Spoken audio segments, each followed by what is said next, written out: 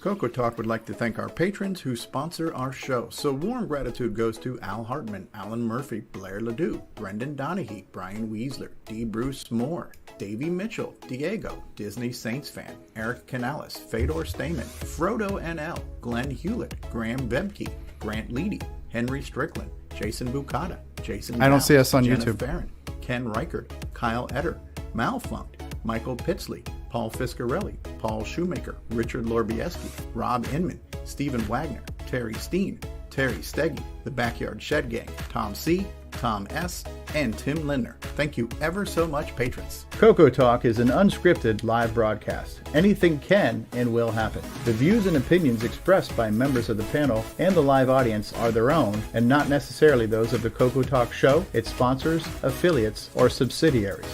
Open minds encouraged, sense of humor recommended. If any off-color comments were made, we're sorry.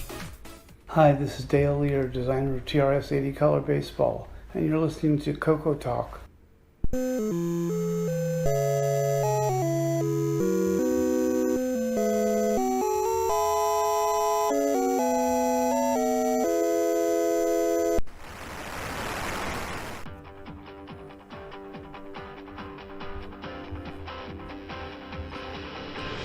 This is CoCo Talk. I don't. The world's leading live talk show featuring the Tandy Color computer. It's time to drop your socks, grab your real-time clocks, and let's rock.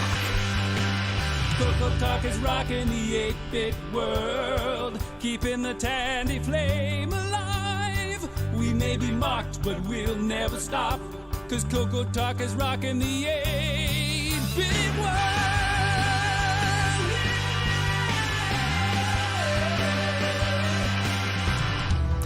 Good afternoon, everybody. Welcome to CoCo Talk episode 176. Let's talk CoCo. Are you ready to talk about CoCo? Because we are. CoCo Talk is rocking the 8-bit world, keeping the Tandy flame alive. We may be mocked, but we'll never stop, 'cause CoCo Talk is rocking the 8-bit world.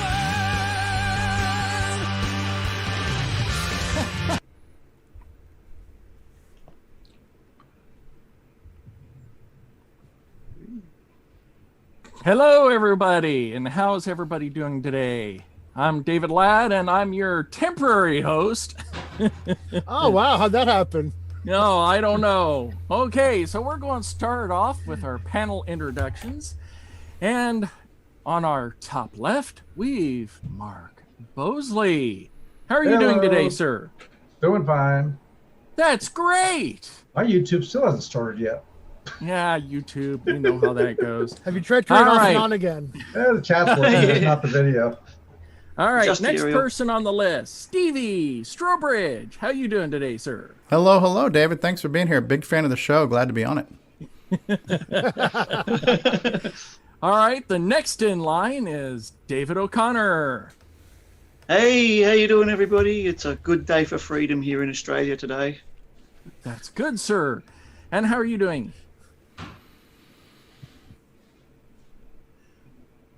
Ron's Wow. muted. Okay. I'm not muted. Unscripted, ladies and gentlemen. Yes, indeed. All right, next on the list is Ron Delvo. Hi there. Glad to be here. Like the place. Talking is a good thing. I hope we can get some of that done today. We probably won't be short of that at all. We never are, Nope. Ron. All right, Nope. going down to the next row and working across the other direction, we're starting with Alan Murphy. Howdy, howdy, everyone. Hope you're doing all right. Well, so far here. And next on the list is Patrick Euland. How you doing, sir? Oh, pretty good. Howdy, folks. Howdy. Hello. Next on the list is Mark Overholzer. How you doing, sir? Hi there. Oh, I'm doing fine. Glad to see you there running things, Mr. Ladd. Thank you, sir. Now, next on the list is Terry Steggy. Hi, everybody. Welcome. How you doing, sir? Hello. Thank you. How are you doing, man?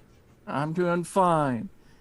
Now, we're moving down to the next line, and now it's time for Nick Marotta. How you doing, sir? I am great. It's always wonderful to be among friends and fellow CoCo enthusiasts.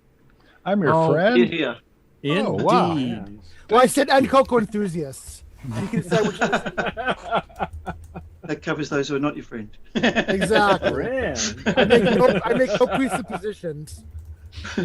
All right. Well, the next on the list is our resident Canadian news broadcaster, L. Curtis Boyle. Hello, everyone. Sorry, I was just about late to the panel here. I only joined about 2 minutes before the show went to air, so I was busy this morning. Well, that's good. And next on the list is Brian Schubring. Hello. No frog in the voice today, and it's going to be a short time for me, but I just wanted to drop in and say hello, CoCo world, and let's rock it through it. All right, Brian, that's good to know. Now moving down to the next line and working back across again. Wait, Mr. Ladd. Oh, what? I'm the host. I already gave my little intro. All right, next is James Diffendeffer. Yo, what's up? All righty, and then we've got Paul Thayer. Hey, since it didn't happen during his introduction. Marotta. Thank you. Ooh. All righty. Next and final on the list is Nick Marionettes. G'day, humans. Oh, crikey.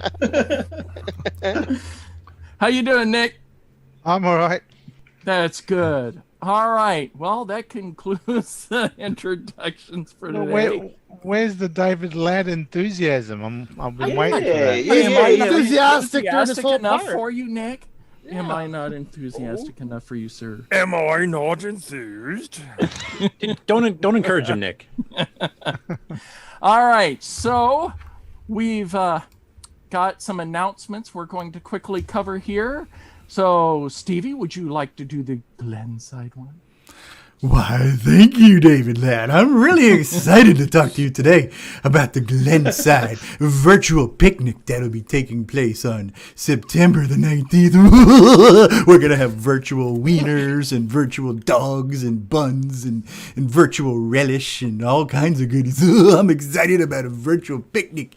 But that'll be next week, the week after next week. I'm not sure. But Stevie got possessed by David.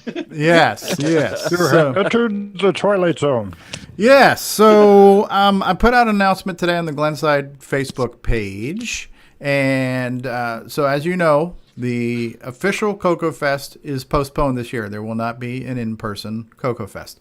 And technically, there was not an official Glenside virtual CoCo Fest. We did a virtual CoCo Fest, but it wasn't an official Glenside event. It was just CoCoTALK doing the best it could to do something on the day that should have been CoCo Fest. But there is going to be an official Glenside virtual event, which is every year in September. They typically have a picnic when they get together somewhere in the greater Chicago area, and they meet and they have a picnic. But this year, because of COVID, even in the Chicago area, I don't think they're going to be meeting in person, so we're all going to meet virtually. So stay tuned. It'll be streamed here on CoCoTALK. How we join the virtual picnic is still to be determined. I'm not sure if it'll be on Blue Jeans or it'll be on Zoom. We'll figure it out. But look forward to that. And by the way, if you're watching us on YouTube, which hopefully you are, the stream is screwed up. So the normal place it shows up is not showing up in the right place because YouTube has decided to change the way it does streaming at the last minute. And I know we are live on my channel, but we're not live on the normal live page that we're on. So hopefully you guys will find it and join us. Thank you, YouTube. All right. So that's my announcement. David O'Connor. Yeah. During the week, I've been a member of, on Facebook, a member of a group called Adelaide Retro Computer group. That's roughly the name of it. I can't remember exactly. And I've never really posted a lot there. But and I didn't realise they actually had physical meetups. But this week, like last night, literally a few hours ago, one of the guys there posted a TRS-80, a CoCo 2, and he said, I don't have a CoCo 2, but I've got a big box full of about 60 cassettes and everything, and I want to try them out, and does anybody in this group have a CoCo? And I thought, oh, do I have a CoCo? Let me think. So I posted a reply, and I posted up my pictures of all my CoCo gear and all the rest of it, and then I found out that next week there is a physical Adelaide retro computer meetup. So I've been invited along, so I'm going to take along some of my CoCos and get some photos and meet up with the guys and hopefully get a little bit of video as well and do a report on it next week. So should be fun. Sounds cool for sure. Should stream from it. Yeah, possibly. Yeah. It's a Friday night though. So time zone differences, yeah. Yeah, so it'll be Thursday night for you guys, or Thursday sometime for you guys. Okay, and then Curtis, you want to mention the Amigos? Yeah, so the Amigos, they actually have a local retro computer club there that, once again, like David's mentioned, they usually physically meet up, and with COVID restrictions in West Virginia, that's definitely not happening, hasn't for a while. So they decided to do a Zoom-style meetup, but then they decided to expand it. Instead of just the local area, and it's TEAY's Computer Club, and that stands for, I don't know, the local county or something, I can't remember the exact name. But they decided to do an international one because a lot of their viewership for the Amiga and their Sinclair shows and stuff has been from Europe. So they're inviting basically everybody out. They put out an invite for it for doing little presentations or just general talk or whatever. And Nick Marentes and I are joining them to represent the CoCo. So Nick will be showing off a further preview of his pipes game, probably a little bit more than we last saw on our show, just to show a bit of his progress and just to introduce some of the people there to the CoCo. That takes place next Saturday. It'll be live on their Twitch channel. We'll be posting a link to that later on the news section. They'll eventually upload that to the YouTube page as well afterwards, so you can view it on there as well. And it'll be happening at 5 p.m. Eastern, so just at the tail end of CoCoTALK. Excellent, excellent, excellent. David Ladd, our announcer this week, what's next on the show? Well, the next thing on the list is the commercial break. All right. Are we ready? Are you excited for a commercial break? Oh, yes, I am. And then after the commercial break, we'll be doing our Game On segment. So let's roll the footage, Stevie. All right. And as we play us out into commercial break, which is it's audible only, but I wanted to say thank you to Cargo, who got Cosmic Aliens this week and dissected some of the code and actually started learning how to use the play command, I'm thinking for the very first time in Extended Basic. And he then did that play command and created a little CoCoTALK theme music in the play command. So let's play us out with that. Thank you, Cargo.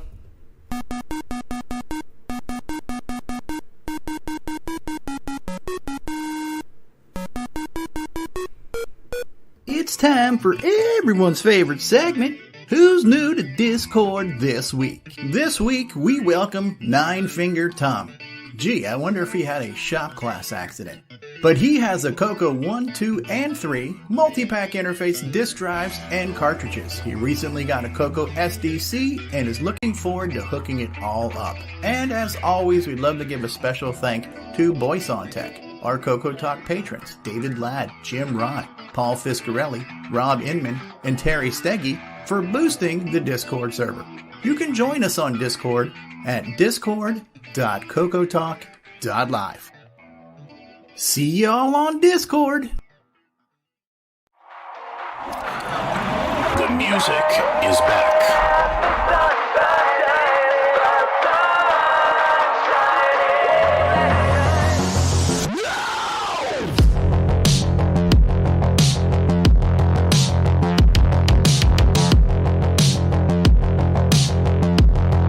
Ice drum available now, only from Retro Innovations. Go the number 4 retro.com.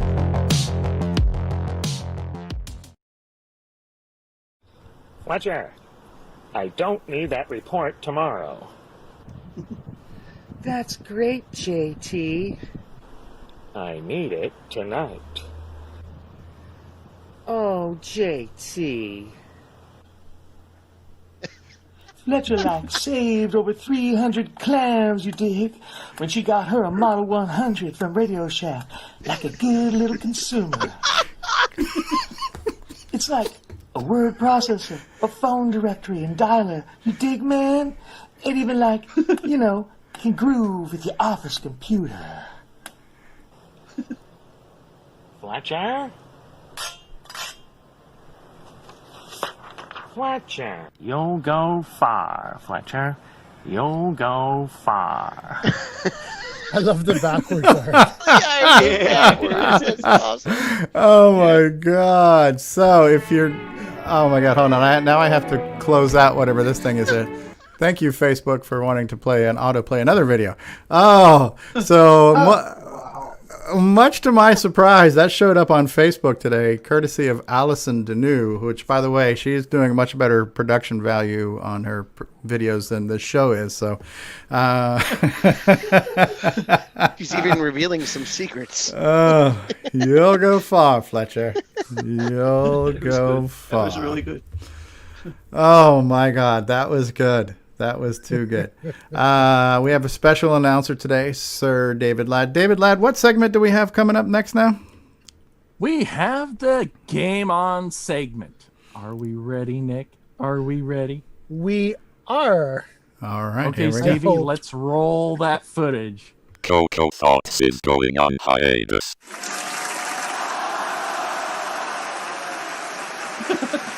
We'll return in October.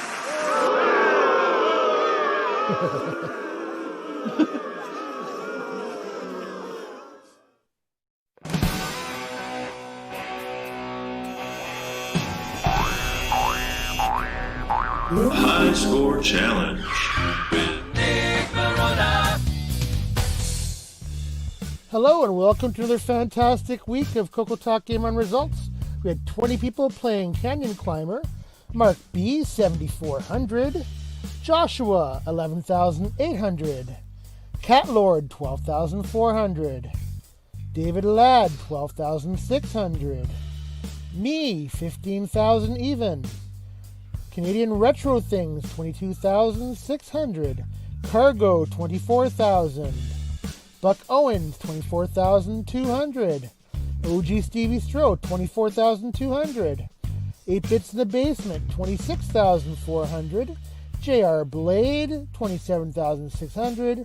Frodo, 27,800. Jim Rye, 30,200. Mr. Dave 6309 with 40,900. Tom C with 43,000. Eric O with 67,000. Tasman 67,600. Paul Shoemaker 77,000 even. David Croker 80,200. And the number one scorer this week belongs to Adam Tandy Dragon Guy with 100,200. Way to go. Thank you for all those week's participants. Wow, Adam Tandy Guy.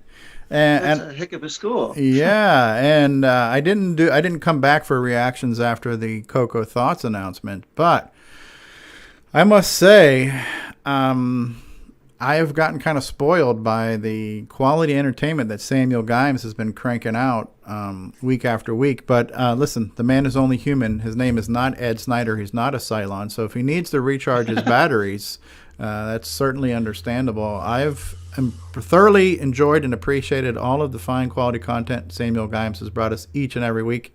So thank you, Samuel. Take a rest, and we look forward to more CoCo Thoughts in the near future. Also, real quick, just want to say thanks to Core Dream Studios, which I'm not used to seeing this, but apparently in the live chat on YouTube, you can make like donations or whatever through the chat. So he did that. He sent us $5 live in the YouTube live chat. So thanks for that.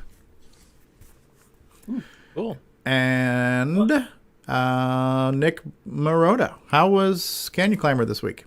It was fantastic. As I said, we had 20 people. I'm going to share the screen, Stevie, if that's okay. Sharing is caring. Nick, are you going to mention that late entry that came in after? I will. That's actually top of the list. The late entry. Cool. There's actually a story behind it. As soon as I can get my my browser. Late entry with Dave Letterman. So yes, actually that late entry, and so Adam Tandy guy had the highest score, and the late entry that was submitted by Tasman was actually a fraud, but I knew about it. That's why he submitted it after. He submitted it after the deadline because Tasman continued his want of breaking games. So I don't know if you knew about this, Curtis, but there is a bug in Canyon Climber that Tasman stumbled across. So can you see my screen? Yes, we can. Okay, so pay attention. The guy, it's the second board. Yes. And the guy is on the second level. So watch what happens. So obviously he started at the beginning and climbed up the ladder to where he is now. Mm-hmm. And look at that. They don't hit you. Oh. So if you climb back down, and the collision detection goes away. Oh, and you can just sit there and get points. Even better, what he did was he started jumping them, doing jumping, and you start getting points. So you can just sit here and rack up points. So he basically did that, and that's not really a fraud then. The score is a fraud. The 200,000 was a fraud score. He did that this way. The one he submitted of 80,000 was legit, but this was he didn't want to take advantage of this bug. That's cheating. So basically he rigged up his joystick to keep the button pressed. Okay. And ended up at this point. Oh my god! Oh my god! Wow. That is. And you can see the score rolls over. Oh, holy shit! Look how fast those freaking arrows are coming out of there too. Are you speeding that up? No, that's gameplay. Yeah, it does get that fast. There was another video a long time ago. I wish I could have found it. I tried looking for it of a guy who actually played a full playthrough and he didn't cheat. Yeah, and the he speed made it up run. to Canyon 9 or 10 or something like that. Yeah, which is insane. All the levels get wicked fast once you get past that level. So Tasman wrote to me a couple days ago and said he found this bug, and he said, it'd be, could we? See, I wouldn't call that a fraud. I would call that exploiting a feature. Yeah. Well, the thing that I noticed, I didn't try that, but I noticed when you're on the third, the actual like kind of canyon phase where you have to jump from platform to platform. Number one, you only get points when you jump to a platform that's a notch higher than when you are. So there's one where there's two platforms that are on the same level side by side. So when you jump to the second one, you don't get any points for jumping on the same vertical level. But if you try to go back and try to jump down one, you'll actually die. So you can't go backwards on that third screen. So for whatever that's worth. Look at this douchebag. Hopefully the sound's not coming through, but I'll mute it. No, the sound's not coming through. Yeah. So I thought that was Tasman continues with the Game Busters feature, which I think is funny. And actually, it's kind of I had this mistaken impression that games back in the day were released without significant bugs, but apparently not. Well, again, is that really a bug? Because a bug is when something's broken. That's an exploit. Well, that's an exploit. Yeah. Okay, it's an unintended feature then. Yeah. Yeah. At least in this one, we can believe the insane rainbow high scores now because they could have legitimately done it. Yeah, true. Do I detect a potential for a new segment here, Game Busters, and we redo the Ghostbusters thing? Who are you going to call Game Busters? I was thinking the Mythbusters guys, but yeah, I've already started calling them the Game Busters team. So that's cool. If they can continue to do that, that'd be really fun. So obviously this is an early game, ported to a few different platforms, and very reminiscent of Donkey Kong in some ways. What did you guys think of it? I liked it. I've been a fan of the game. But this for me was Tom C and I were on Discord one night and we were both playing at the same time and I submitted my screenshot. It's some games you want to spend more time trying to get better and pushing yourself. For me, this was not one of those games. I did find the joystick worked better for me than the keyboard because I found trying to play on keyboard, getting lined up on those ladders was a bit of a challenge. Oh, yeah. It obviously gets faster as you play. But to me, this game was fun. It was fun when it was new, but in the library of CoCo games, I would summarize this game as being a 3-trick pony. It's got 3 screens, and once you've done those 3 screens, I'm not motivated to keep doing them to see how far I can go and how fast the game can be. It just doesn't grab me that way. So I played it for about an hour, did the best score I could, and said, "F it, I'm not going to kill myself this week on this one." So Okay, fair enough. Yeah. I'd say it's not one of the top tier games. I'd say it's one of the better games though. But I mean, I wouldn't put it on the same level as some of the other ones. But I'd say it was definitely up there. It's definitely one of the better early CoCo 1 yeah, and 2 cartridges. it's a quality game. But when you look at something like Cashman with 40 screens, Cashman is a game where if you do bad, you want to say, oh, gosh, I want to see if I can do a little bit better and get a little bit further. I mean, what's my motivation here? Oh, I want to see if I can make it to the 4th canyon where it's like 4 times faster and it's just going to F me that much quicker. I mean, this game doesn't really give me a lot of motivations or rewards to want to keep going at some point. But how does that differ from, say, Donkey Kong then? Like, would you say the same thing with Donkey Kong? Donkey Kong is, I don't know why. Donkey Kong was funner to play. Like I said, this is the same 3 screens over and over and over again, and it just gets faster. Donkey Kong, you got to clear certain screens to get to the next screen, so it's not like you can see the elevators all the time. You know what I mean? So it's like you have to work to get to the 2nd and 3rd elevator round and stuff like that. So. Yeah, and some of the patterns in Donkey Kong change too, like the barrels. You get the straight drop on the first rivet screen, then you get that semi-diagonal one, and then you get the really diagonal one after that. So there's a little bit of difference to your strategy. Yeah. I don't disagree with you. I'm playing devil's advocate for. Yeah. I hear what you're saying. Just try to give you the best answer I could. Yeah, it's a good answer. Yeah, and I found this level really frustrating. Yeah, I'm not dissing the game. It's a well-made game. It's a fun game, but it's just a game where I feel once you've done it a few times, you've done it enough. I for this game wasn't a game I wasn't going to try to play all week. Right. Yeah, I didn't get down to. I was going to play it. The replay factor is not as good. Yeah. Well, it was an early game, 82, 16K, so that's definitely part of the. I do remember when it first. Challenge. I do remember when it first came out, though. That explosion when you discharged the dynamite on this first screen was amazing, amazeballs for me at the time. That was and it still is. Cool. It's a cool effect. Now, and the thing that I find interesting too is that not too long ago on Facebook, somebody posted a video where there was the same version done for the Japanese FM7 or whatever it was. It's a computer that has the same VDG but a different CPU. The NEC. Right? NEC, was that what it was? Yeah. Okay, and correct. So and James Garon did that version for that one too, and I think the only difference was that one had a sound chip, and it didn't have artifacts, but he used the P Mode 3 Puyan palette, which still has like the orange and the blue and everything, and it didn't look terrible. The only thing that was different were the fonts weren't the high-res P Mode 4 fonts. They were a little bit more pixely fonts, or some of them were like double-wide fonts too. But I liked seeing that kind of P Mode 3 alternate color set version of this game because the orange was orange, you know what I mean? So most of the screens look pretty similar. I think the Atari 400, 800 version, from what I remember, is pretty similar color-wise too. That one was a lot slower. That one had real browns because they had, the 8-bit palettes. But I think it was more of a brown background. But the Atari version, to me, seemed really slow. So would this be one of the earliest games that was like ported on multiple systems, including CoCo? Or does it seem to me that CoCo didn't have a whole lot of games like that early on?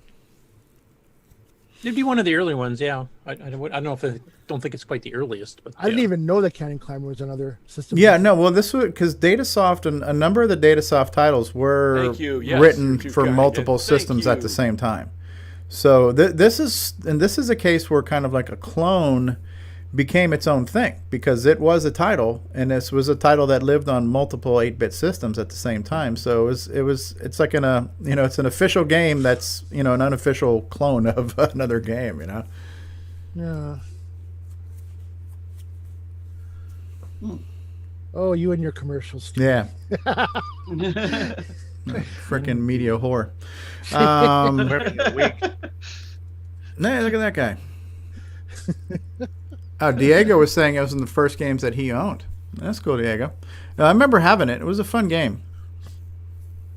I just think maybe it's one of those ones that just didn't age well. I think at the time probably we were really impressed with it, and then now it's for some reason it's just hasn't aged as well as others. Possible. Yeah, I just for me You I didn't just have this figured... as a kid though, Davey? You didn't have this one? Oh, I did. I had the cartridge. Okay, did you find you enjoyed it more back then, or even back then you were still kind of... No, I played it. I enjoyed it. But like I said, we've had 40 years, and there's hundreds of CoCo games out there in the catalog. So, based on a lot of the other games I've played, this is not one I would spend a lot of time playing. Right. It'd be a quick nostalgia trip for a couple of hours, and then you're done for another year type thing. It might be fun if you had two people side by side sitting on the couch and you did a 2-player to see who could get the best score. So that like immediate competitiveness might be kind of fun. Yeah. All right. Gotta love the competitiveness. Yeah, Frodo in the chat's mentioning he's played both the Atari and the Apple II versions. I've never played the Apple II version. And he mentions the Atari version had some issues with the low resolution graphics mode. Not sure exactly what the issue that was, but... And Amigos Retro Gaming, which I'm assuming is Aaron, says, love that game much better on the CoCo than the Atari 8-bit. That's not something you hear every time. Right. So for those of you who played it this week, what are your thoughts on the game? I don't know if many panelists played it this week. Did you play it, right, Nick? I played it. It was David interesting. did. It was interesting. Managed to get the level 2. Yes. I couldn't get past the first 3 screens. It was like terrible.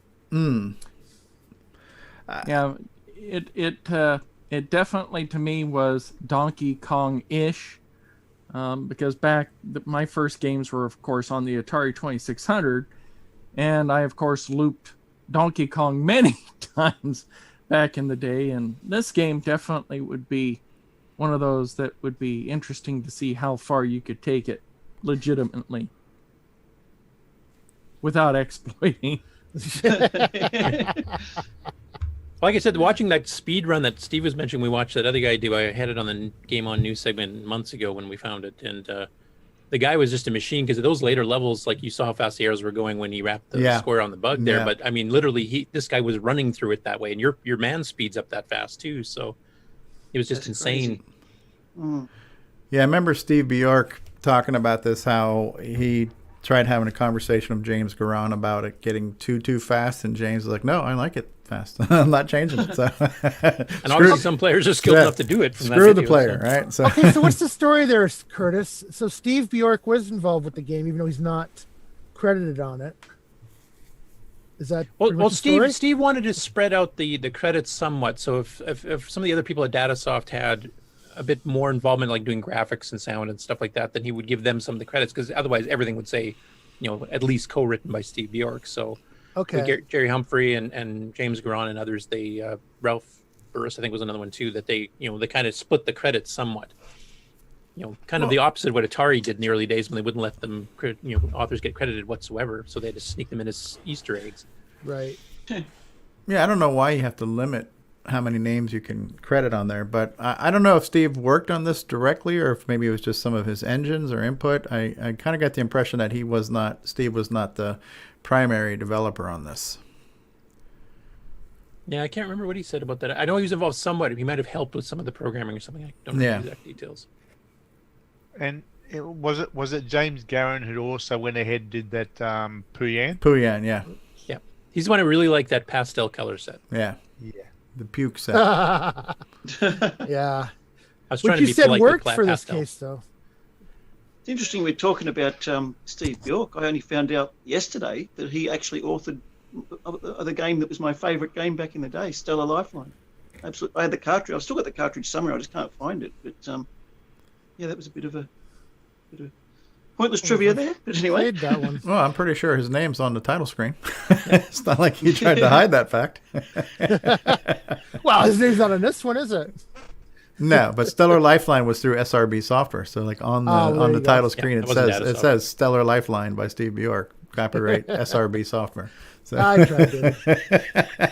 back then in the 80s, I didn't even know who Steve Bjork was. But now, sorry. obviously we do now. Oh yeah. Yeah.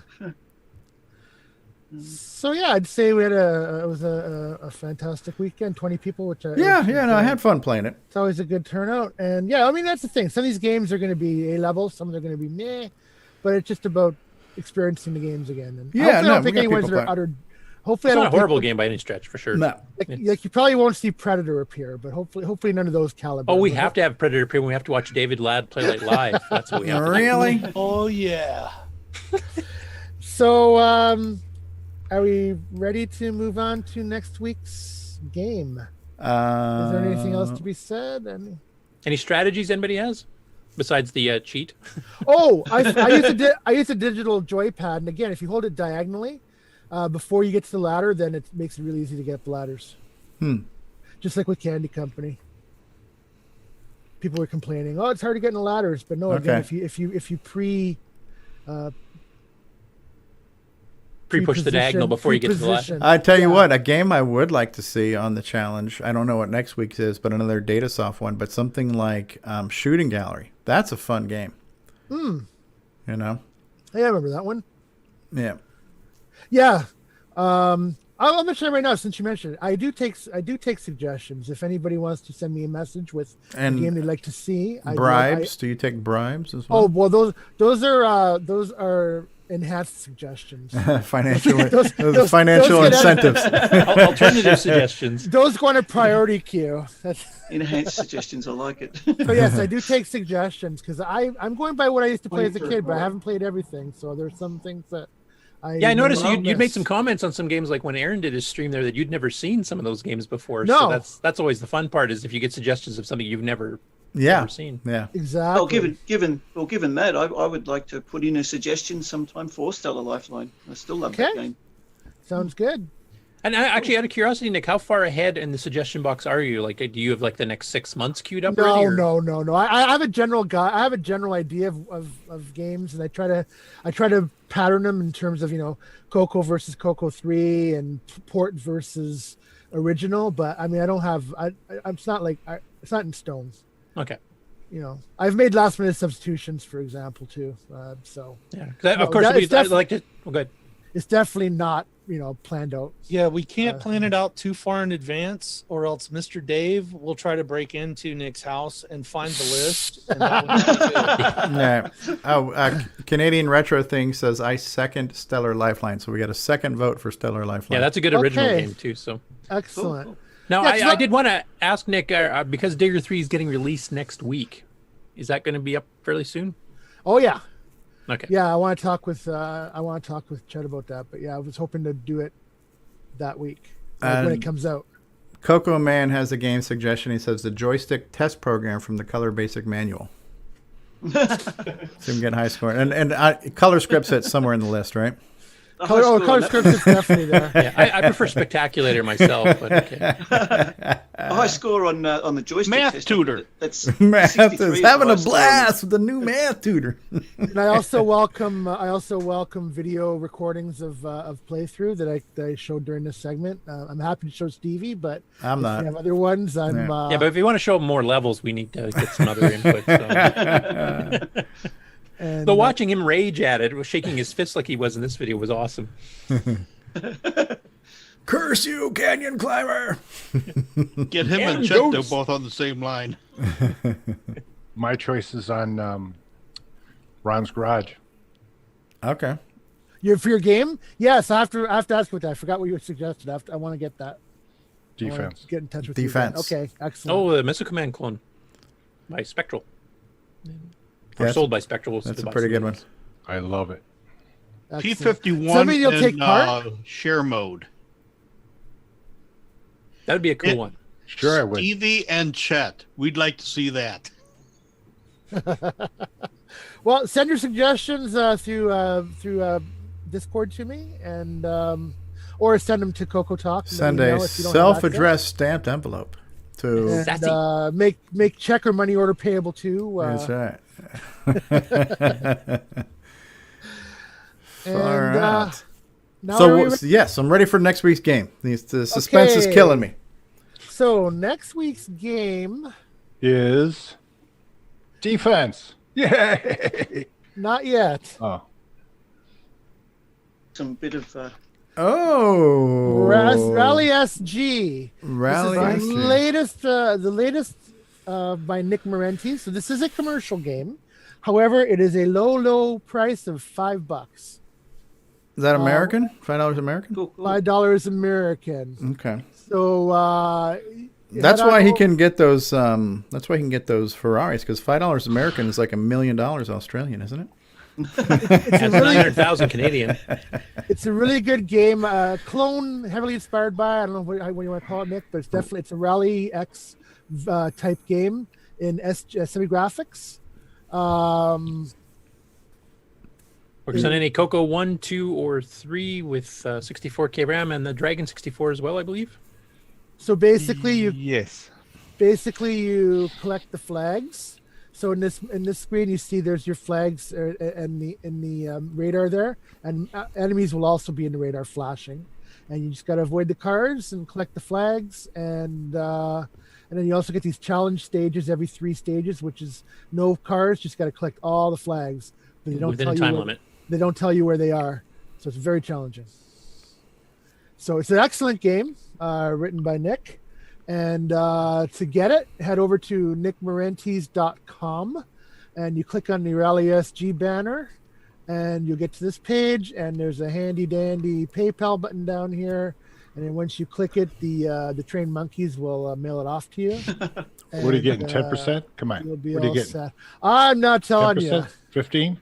My time is valuable. 15%? What are you getting? Come on. Come on. I do okay. I do okay. Hint, Nick. Are you listening, Nick? Yeah, I am. At this rate, Nick Marota's going to get paid more for Rally SG than Nick Marentes. This is a labor of love. It's a Nickspiracy. I'm all for furthering the CoCo hobby and showing off the continued software and hardware that our developers are. Well, I don't do the hardware, but you know what I'm saying. I support the further development that people are putting into the CoCo, and it's fabulous. Yeah, we've had a couple good releases lately too. We've had the Solo Poker by Paul Shoemaker. We've had Rally SG. Chet's Digger 3's coming up. Nick's working on another new game. It's a good time to be a CoCo guy. And if Nick, or gal. Is it true, Nick Marota, that you're starting your own show next week from the proceeds? It depends how Stevie treats me. I'm keeping an open mind. Let's just say I'm monitoring the situation. No. Stevie's been great to me. This is fantastic. I enjoyed it. I'm Italian too, man. Maybe you could include me. Help me out a little bit.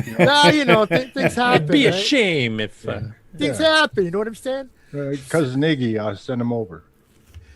So that's our game for next week, Rally SG. So I hope you guys have fun with it this week, and I look forward to seeing what you guys do with it. And no breaking it, Tasman. And this week we'd be Buck Owens breaking it. So thanks a lot, guys. All right, David O'Connor, CoCo SG. CoCo He's on a roll again. Do we have GameON news to follow the GameON segment? We can. You want to go straight into it? Do you want a commercial break first? Or what do you want to do? We can commercial break. Okay, Ron Delvaux needs a potty break. All right, so we'll do that. Which commercial are we going to break? We are going to do shortwave. All right. We will return after these messages. CoCoTALK is brought to you in part by Placeblex Dietary Supplement. Placeblex. We think it works, so will you. It's a Radio Shack Merry Christmas. Well, I remember that Christmas. Dad gave me my first shortwave radio from Radio Shack. What memories. This Christmas, we got our son's Color Computer 3 from Radio Shack. It hooks right up to our TV and was on sale for less than $130. The Color Computer 3 makes learning fun. Jimmy even lets me use it for word processing when he isn't playing computer games. Lucky I still got my shortwave. Save $70 on the sale-priced Color Computer 3, only at Radio Shack. Hey, this is Bruce Moore, author of Force of Doom, and you're watching the Original Gamer Stevie Stroke. Only the bravest souls enter. Only the most cunning return. Defeat innumerable monsters to ransom the king's scepter, stolen by the evil wizard. Your sword, shield, and wits are your only allies. Pray you find a magical inn as your only respite in the forest of doom. For the Tandy color computer 1, 2, and 3. November 2017, if you dare.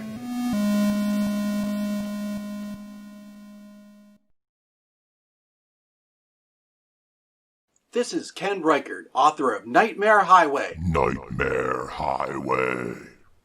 And you're experiencing CoCo Talk? Just when you thought it was safe to go back to CoCo Fest. Nightmare Highway. Nightmare Highway. CoCo Fest Edition? Still low resolution, still digital to analog converted sound. More machine language. And basic. Nightmare Highway. Nightmare Highway. Now includes the power of Terry to clear the road ahead. Nightmare Highway. Nightmare Highway. Available as a DVD-ROM with all my past games as an alleged bonus, including my unreleased 4th Rainbow Adventure Contest entry. Unreleased for a reason. Nightmare Highway. Nightmare Highway. Get your physical or digital copy at cancanmakeit.com. Now you've really paid too much. Nick marionettes on electricity. Crikey! Electricity's a fad. The biggest market is with open flame. Brought to you by Nitrous 9, Ease of Use Edition. Hashtag OS9 Forever. Welcome back, everybody, and now to the GameON News with Curtis Boyle. Hello, everyone. Hello, everyone else. And if you guys are seeing that, I can proceed. Certainly am. Okay, so we got a twofer from Jim Gary today. One was actually released just literally this morning. So this first one is from earlier in the week, and this is a complete remake of his original MC10 port for the Scott Adams adventure game from 1978 called Adventureland. And he'd done an earlier version, and he had to cut down the text segments drastically from the original because, of course, he had to fit it into a 16K RAM expansion pack. So here he's done some different coding techniques, etc., to kind of shrink it down. So he's got the descriptions and stuff a bit larger. They're not quite the size of the original, but they're much closer than they used to be.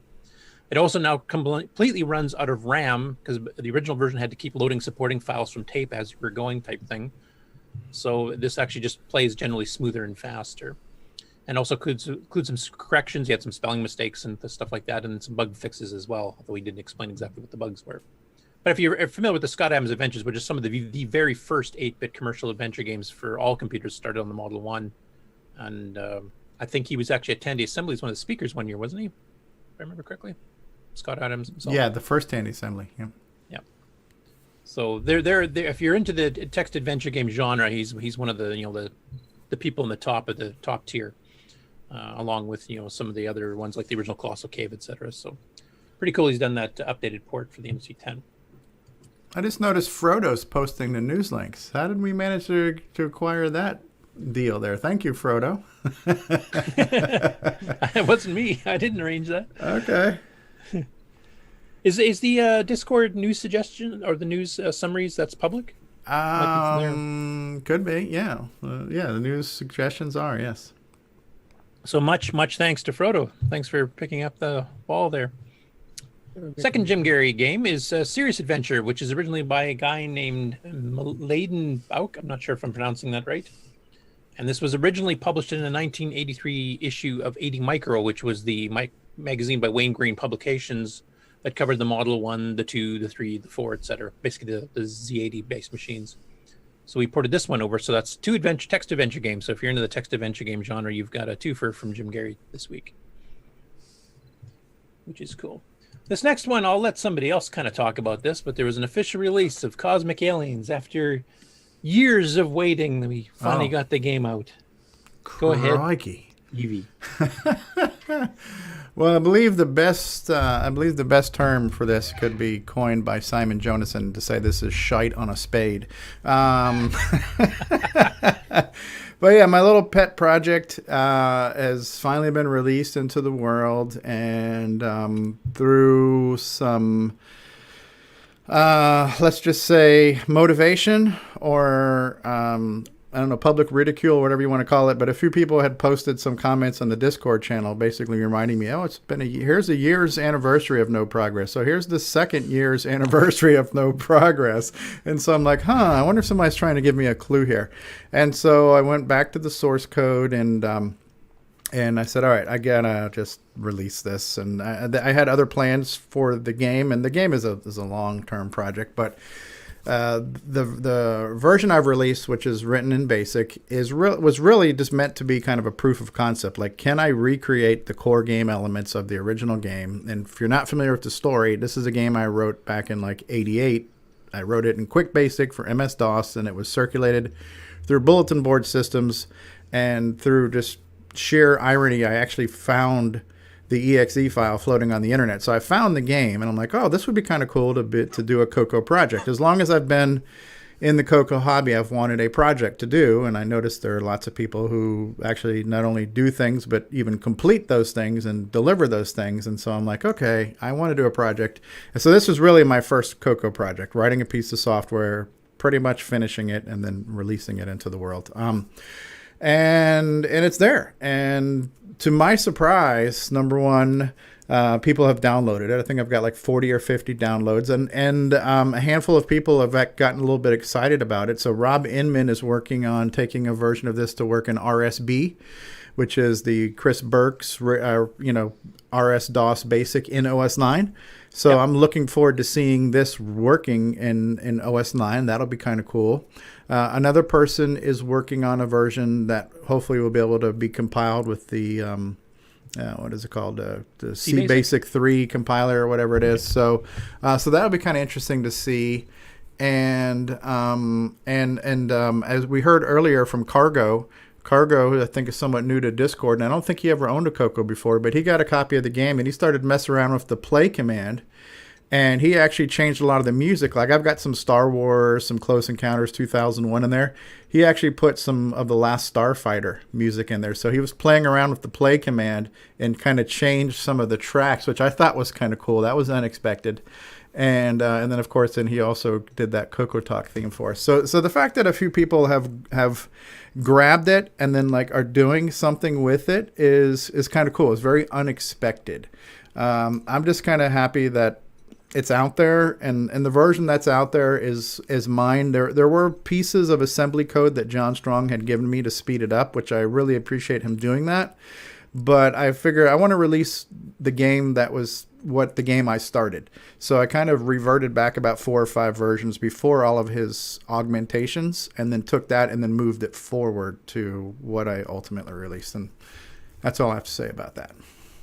Okay. I will mention, too, like you were mentioning the RSB port, which is running under OS 9, that Rob Inman has been working on. And I know they were having some issues because you're loading in your graphic shapes from a direct binary file. And I believe, David Ladd, you were involved with helping Rob starting to get that to work properly in the RSB version. What's progress on that so far? Because I haven't had a chance to follow it lately. I don't know, but, I did something that many people don't do. I got out the manual and started reading through it. Can you teach Nick Morentis how to do that? What, read the manual? Yeah. Yeah, I'm sorry, Curtis. That's I think might be just a lost cause at this point, but... What, read the manual? Oh, I guess he doesn't listen either.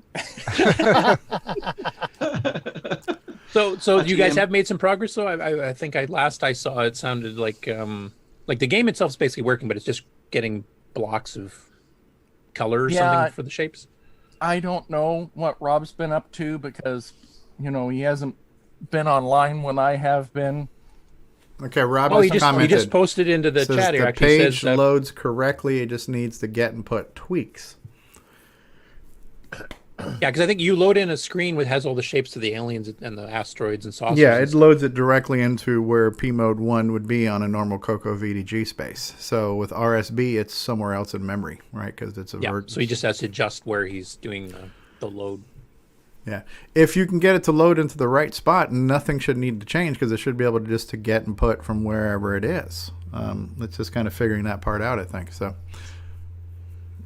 Yeah, oh, he's saying the get and put coordinates need changes. Maybe it's not exact, and maybe it's not loading at the exact top of the page. I'm not sure.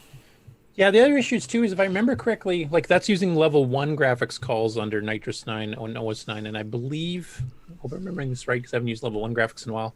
I think you only have P mode 3 and 4, and I think you did your game in P mode 1, correct? P mode 1, yes. So he'll have to adjust the graphics to fit the P mode 3, P mode 4.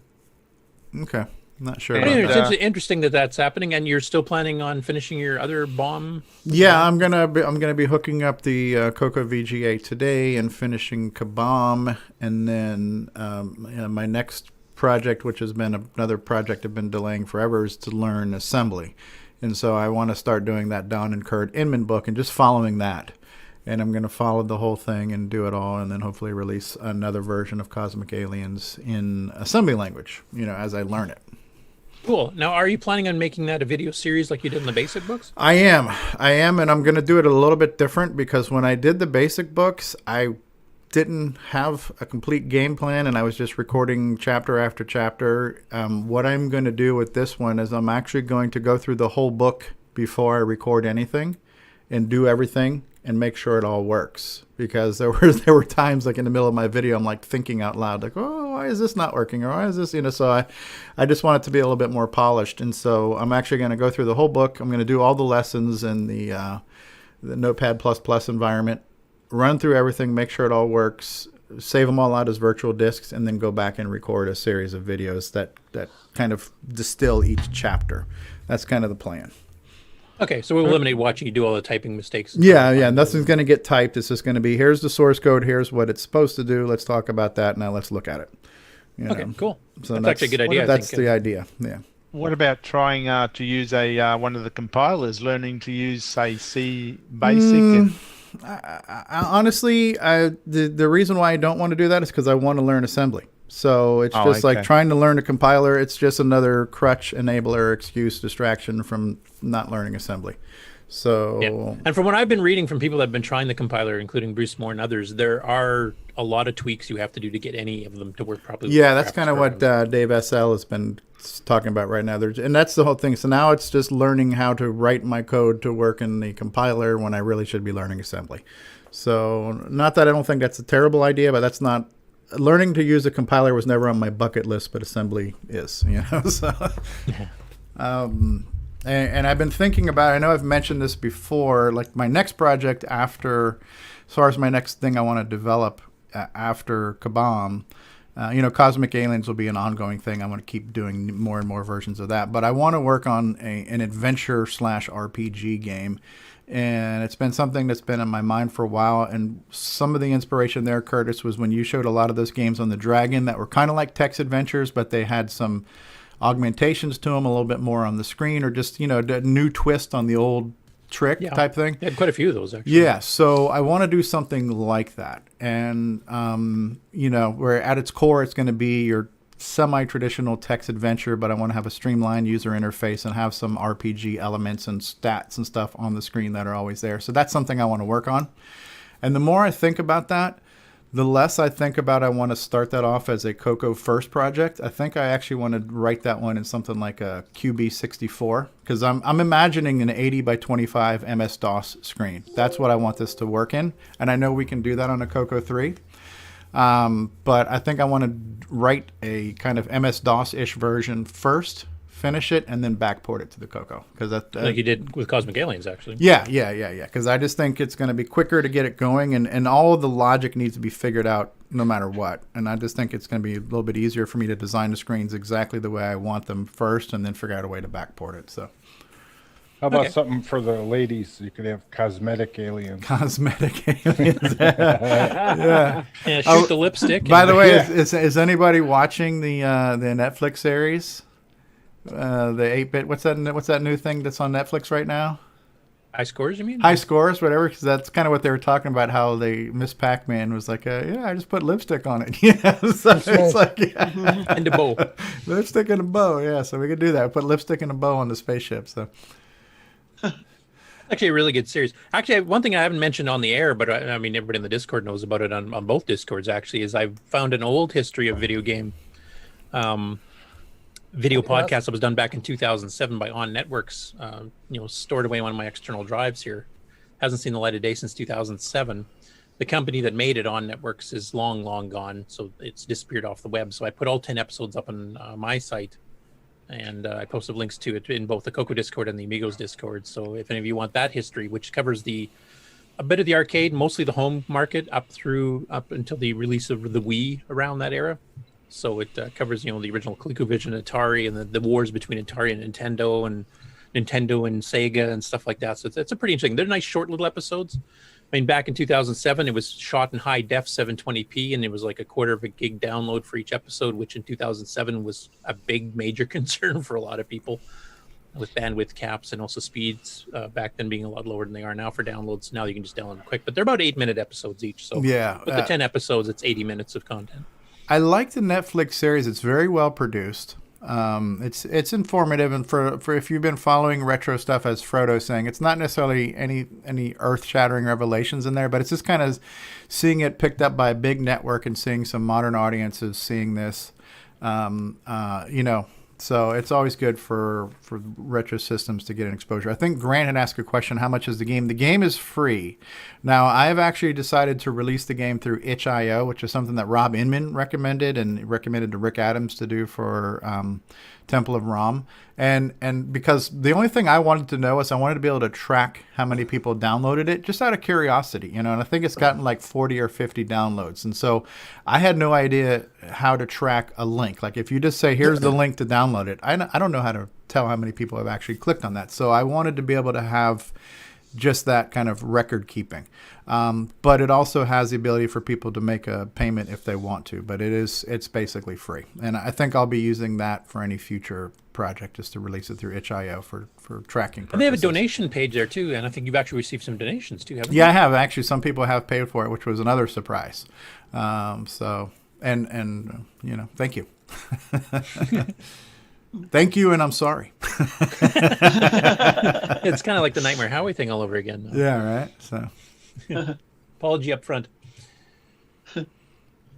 Next up here, speaking of the Amigos here, Aaron, if you remember, he did his Atomic Pie project, where he actually did all the little video intros to all the games, and just it coincidentally came up with SepTandy, which we'll be discussing a little bit later as well. But he's taken all the little clips he did for his front end to have these little animated sequences of the games playing. So when you scroll through them, you can actually see the previews. You can see what the game really looks like. And he actually put together over an hour and a half of footage of a whole bunch of CoCo games that he set up all these little videos for. So, and they're not all Tandy. I mean, the bulk of them are Tandy release games and the cartridges and stuff like that. And then he gets into some of the third-party stuff. He's also got some patch ones here. Like, I don't remember skiing being patched for that. RGB Sets Night Skiing, I guess. I don't know. Yeah. That was a new one on me. But, yeah, he's got just tons of stuff in here. I had a quick look through that video, and I noticed he had Stellar Lifeline at the second or third one in. Demon Attack. A few of these weird screen size changes. I'm not sure what exactly happened there. Maybe it was how I was recording them. Maybe some was on real CoCo, some was on an emulator or something. But anyway, if you want to see a whole slew of CoCo games rapid fire for over an hour and a half. The only thing that's missing here is Rick Adams and a ukulele in the background. Got some time to kill and play a little Zach song. Check out those Yeah, you could have done it in the same order and just zip through it. Yeah, the graphics on those shoes is really, really. That is really good. Yeah, that's amazing, and they're casual. So. Gimme X.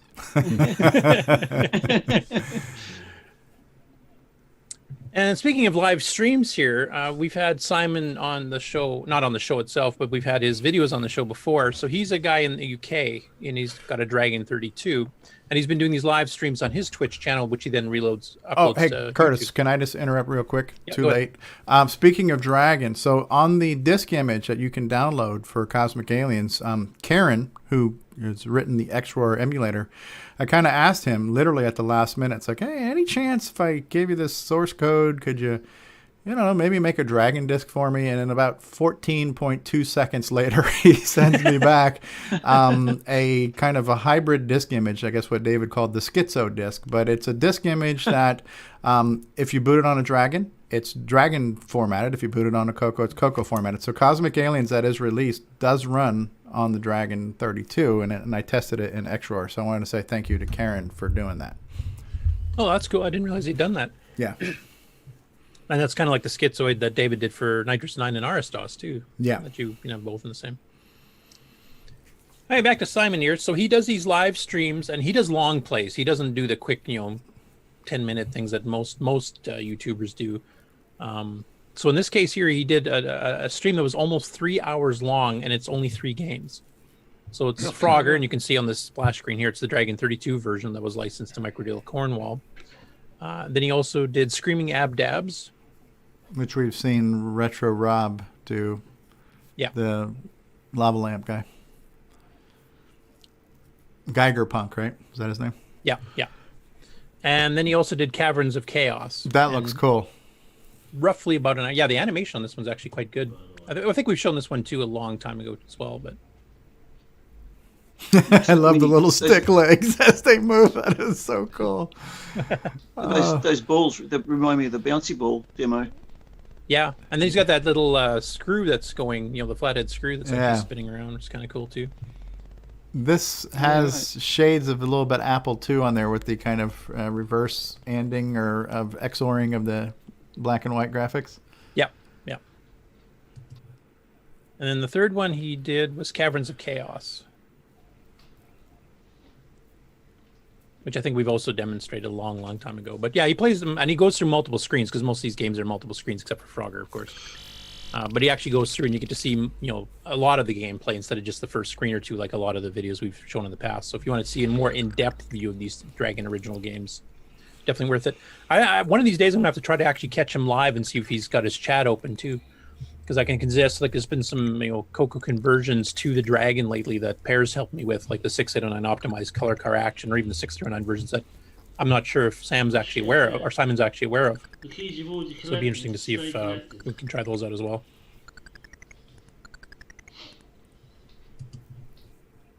I like games like, oh, dude. Hey, Bert. This is a YouTube channel I've never seen before. It's called Cloudy Eggs. And he did a comparison of the educational game Ernie's Magic Shapes on various platforms, starting with the CoCo 1, which I believe is actually the earliest version, or at least the second earliest. He also did reviews and video footage of the Atari 8-bit, the Apple II, DOS's CGA, the NES, which I didn't realize even had the game, and the VTech laptop, which, if Aaron's still in the chat, I'm sure he remembers the VTech episode of ARG Presents. Apparently there was a C64 version too, but all you could get was the initial loading screen, and then it crashed. So the version that he had didn't work. So for any of those who've not seen Ernie Magic Shapes, it's a a young person's game. Obviously, it's to match like a triangle, rectangle, parallelogram, etc. Hey, some nice little animations and Happy Rabbit, that kind of thing. So this here is the Atari 8-bit version, which looks very similar. It does. Color palettes are a little bit different. Yeah. Here's the Apple II version, which has better looking graphics, but much slower. So it's kind of a hit or miss. Like the Rabbit, once you see it, is quite more detailed than the other versions. That triangle's tiny too in that one. So we can find the Rabbit here. Hey, Rocky, watch me pull a rabbit out of my hat. That's the first thing I thought of when I saw that. Again. Oh, look at that.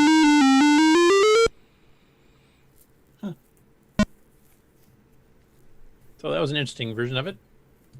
Does he have a video of the Vita? Oh, that looks very CoCo-ish, but this is more like PC than higher resolution. Yeah, this is the DOS CGA. Okay, yeah, but the colors. In fact, the color palette is the color computer's alternate palette they didn't use. Yeah, the green, yellow, the red's a little bit lighter, I guess, but the blue. That's basically the set color set 0.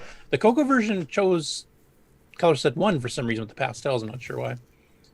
I think probably because the Ernie colors are a little bit closer to what the original show is. Mm. And here's the NES version, which of course is hyped up with sound and animation.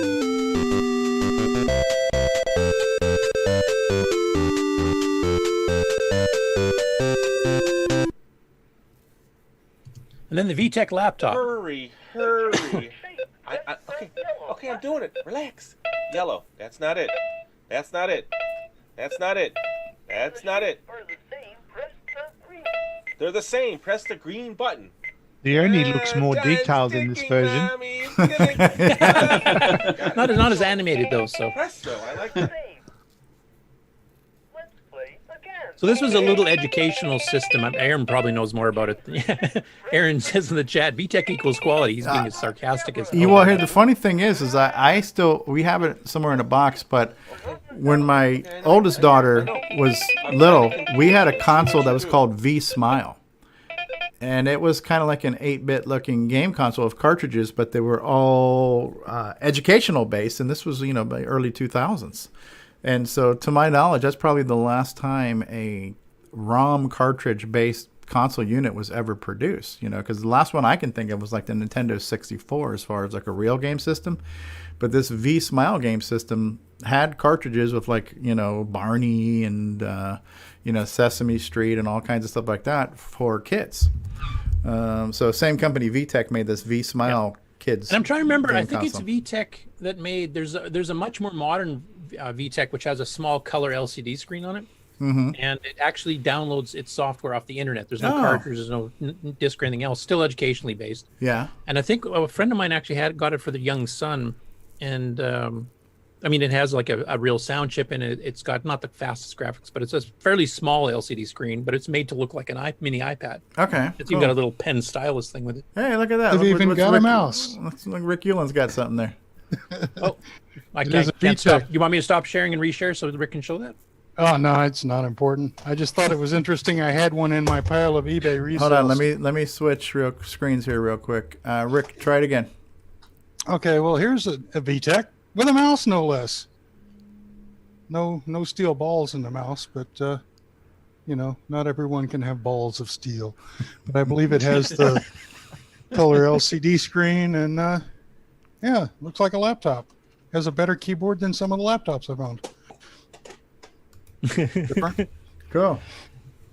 Yeah, as Frodo points out, VTech makes quite a few educational systems still, and I think that is true. I think I've actually seen them in Walmart even just this past Christmas shopping season. And I know they've kind of followed the trends of the main market. So this would have been like a mini, sort of folding laptops we're looking at here. And then Rick has the more advanced, quote unquote, real laptop style. And then of course now they're doing tablet versions as well. So they seem to follow the general computing trends, just making it, educational for kids and definitely toned down hardware, of course. Or sucker tech, as Aaron calls it. I know some of the models they made were Z80 based, but I know one of them was just basically a modification of their Laser 128 circuit. So it was basically an Apple II at heart. Frodo is saying that they're even bigger in the home phone business. It says that AT&T cordless home phones are often made by VTech, for example. Yeah, I seem to remember VTech. Actually, yeah, I think I've heard cordless phones and even like baby monitors and things like that too. Yep. So, I know they're huge in the educational market because I've seen them around for decades. No, selling various educational electronic games as well as computer stuff. Yeah, they've got some sort of little box and a Leap Pad or something like that, and then you can buy all kinds of educational stuff for it. Yeah. Now this VTech one is much more newer than the early '80s one, right? So this game, this Ernie's Magic Shapes, has lived for a few decades, I'd have to say, then, right? Yep. Yeah, I think the CoCo one came out in '83 or '84, maybe '84. And then some of the other ones, like the NES version, came out, I think, like in '86, '87, or somewhere around that time period. So even that particular game was re-released on various platforms over a span of like half a decade. And this might even be later than that. I'm not sure when this one came out. Yeah, VTech runs from like 95 to the present, as far as what I've found in resale. Okay. Okay, so this would be like 10 years after the original from these magic shapes on the CoCo and the Atari and everything else. Yeah, the company that did the that game for the Sesame stuff, they did at least 2 other ones that I know of. Big Bird Special Delivery, Taxi. So they've had several for the CoCo of different Sesame Street based games. Yeah, that was the Children's Computer Workshop, right? So instead of being the Children's Television Workshop, right? So Aaron's mentioned, because they actually did an ARG Presents special on the Socrates, which is an early VTech, and he said that was out in 1988. So they've actually been around for quite a few decades now. Cool. And Rob Inman mentions one of the Brit YouTubers just did a whole VTech overview and then gives a link to it. So I haven't seen that one yet, so that'll be interesting to see. This next one, I don't know if you guys are familiar with SepTandy. I think we've mentioned it before, but basically it's a whole bunch of different YouTubers kind of gathering around the theme of talking about Tandy computers. Now, this includes the CoCo, it includes the Tandy 1000 series, it includes the original Model 123s, and there's been quite a bit of CoCo content out already. In fact, I'll be covering several of those in the news here, but this is one that's more game related, so I stuck it here. So this is an interview that Dave did with Ken Williams of Roberta and Ken Williams fame, the husband-wife team that formed Sierra Online. And, started off with, what was their first game? It was on the Apple II. It was a basic Mystery House or something like that. I can't remember. Yeah. And then they went on to do the entire, AGI-based stuff, which is like the King's Quest, the Leisure Suit Larry's. I mean, some of them they wrote themselves, some of them other programmers, but they all sold them under Sierra. So this interview goes on for about 3/4 of an hour, and they go through some of the history. And it being SepTandy, they're concentrating a bit more on the Tandy side. They explain how Tandy basically rescued Sierra, because Sierra had gotten a contract with IBM to make a game to show off the IBM PC Junior, which has the same 3-voice sound chip and the same 16-color graphics mode the Tandy 1000 ended up having. But of course, it was a flop because it was overpriced, and they had a really crappy IR keyboard with kind of a chiclet style that was even worse than the CoCo's was. And they were actually in a bit of financial straits at that point, because the older games they had stopped selling, and the newer one, the PC Junior, bombed. But they got really lucky, because at the time, IBM was under antitrust investigation, and there was talk about breaking them up.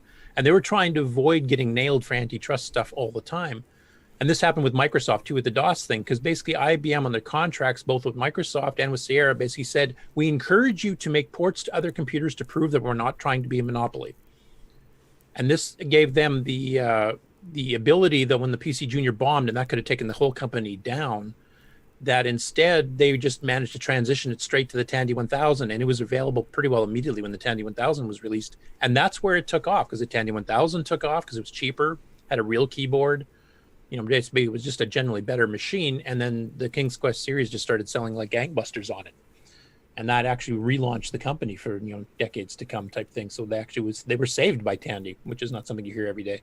But it's a really, really good interview. The CoCo is mentioned. I've got the clip right here at this point. I could actually play about a minute of it if you want to hear about it. But basically it's just going through the fact that they were talking about backporting these, like they have the general AGI interpreter, which is an interpretive language they wrote themselves to design adventure games, the graphics, how they all interlink. And they were talking about the fact that like the CoCo, when they did the port there, they had to redo it in assembly language instead of the plain interpreter language, because we didn't have the horsepower to be able to do like, background music and some of the graphic stuff, because we're also only running 1.78 megahertz. And Stevie, you can probably correct me, but didn't the Tandy 1000 start at least at 4.77? Yeah. And I think late, fairly shortly, they were running at 7 or 8 megahertz, I think, with the -2s, if I remember correctly. So I'll play a little bit of a clip. It's a really good interview. Ken Williams actually has a book coming out on some of the history of some of this stuff too. There's been a couple history books written on Sierra. I think Roberta, his wife, actually written one too, more on the design of the games, because that was more her role. And Ken was a programmer. I mean, he was working on compilers before he started working on games in the late 70s. So I'll just play a little short clip of this as part of the SepTandy thing, but definitely that's a good interview. Right, it's a bytecode for all these different platforms that you supported, right? I noticed, aside from the Tandy 1000, you had several titles for the CoCo, for the Tandy color computer. Now, I don't remember if those came before or after King's Quest, but I know that you ported several titles, and you ported, I believe, some of the Japanese games over too, and I remember reading that some of those machines had limitations. Like I think Leisure Suit Larry when you have to move, the music would stop playing because the machine can't handle all that. Right. Right. So yeah, it's definitely true. Yeah, on some of those machines we had to recode in assembler because they were gutless machines. I mean, in some ways, our compiler helped because we compiled to what we used to call P code because Pascal at the time was a C-like language that worked kind of the same way. And it would compile to P code and have an interpreter, and it was part of where I got the idea from. But the problem with an interpretive language is it's a pig. It tends to be a little bit slower.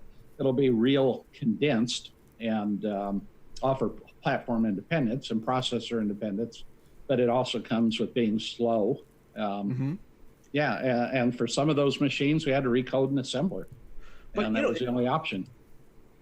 Same. I mean, he calls it gutless, which is a bit of a gut punch. But on the other hand, at that time, that's actually true. I mean, we didn't have a real sound card because Tandy had canceled the Deluxe, which actually would have had a built-in sound chip. And, you know, he didn't speak any untruths there.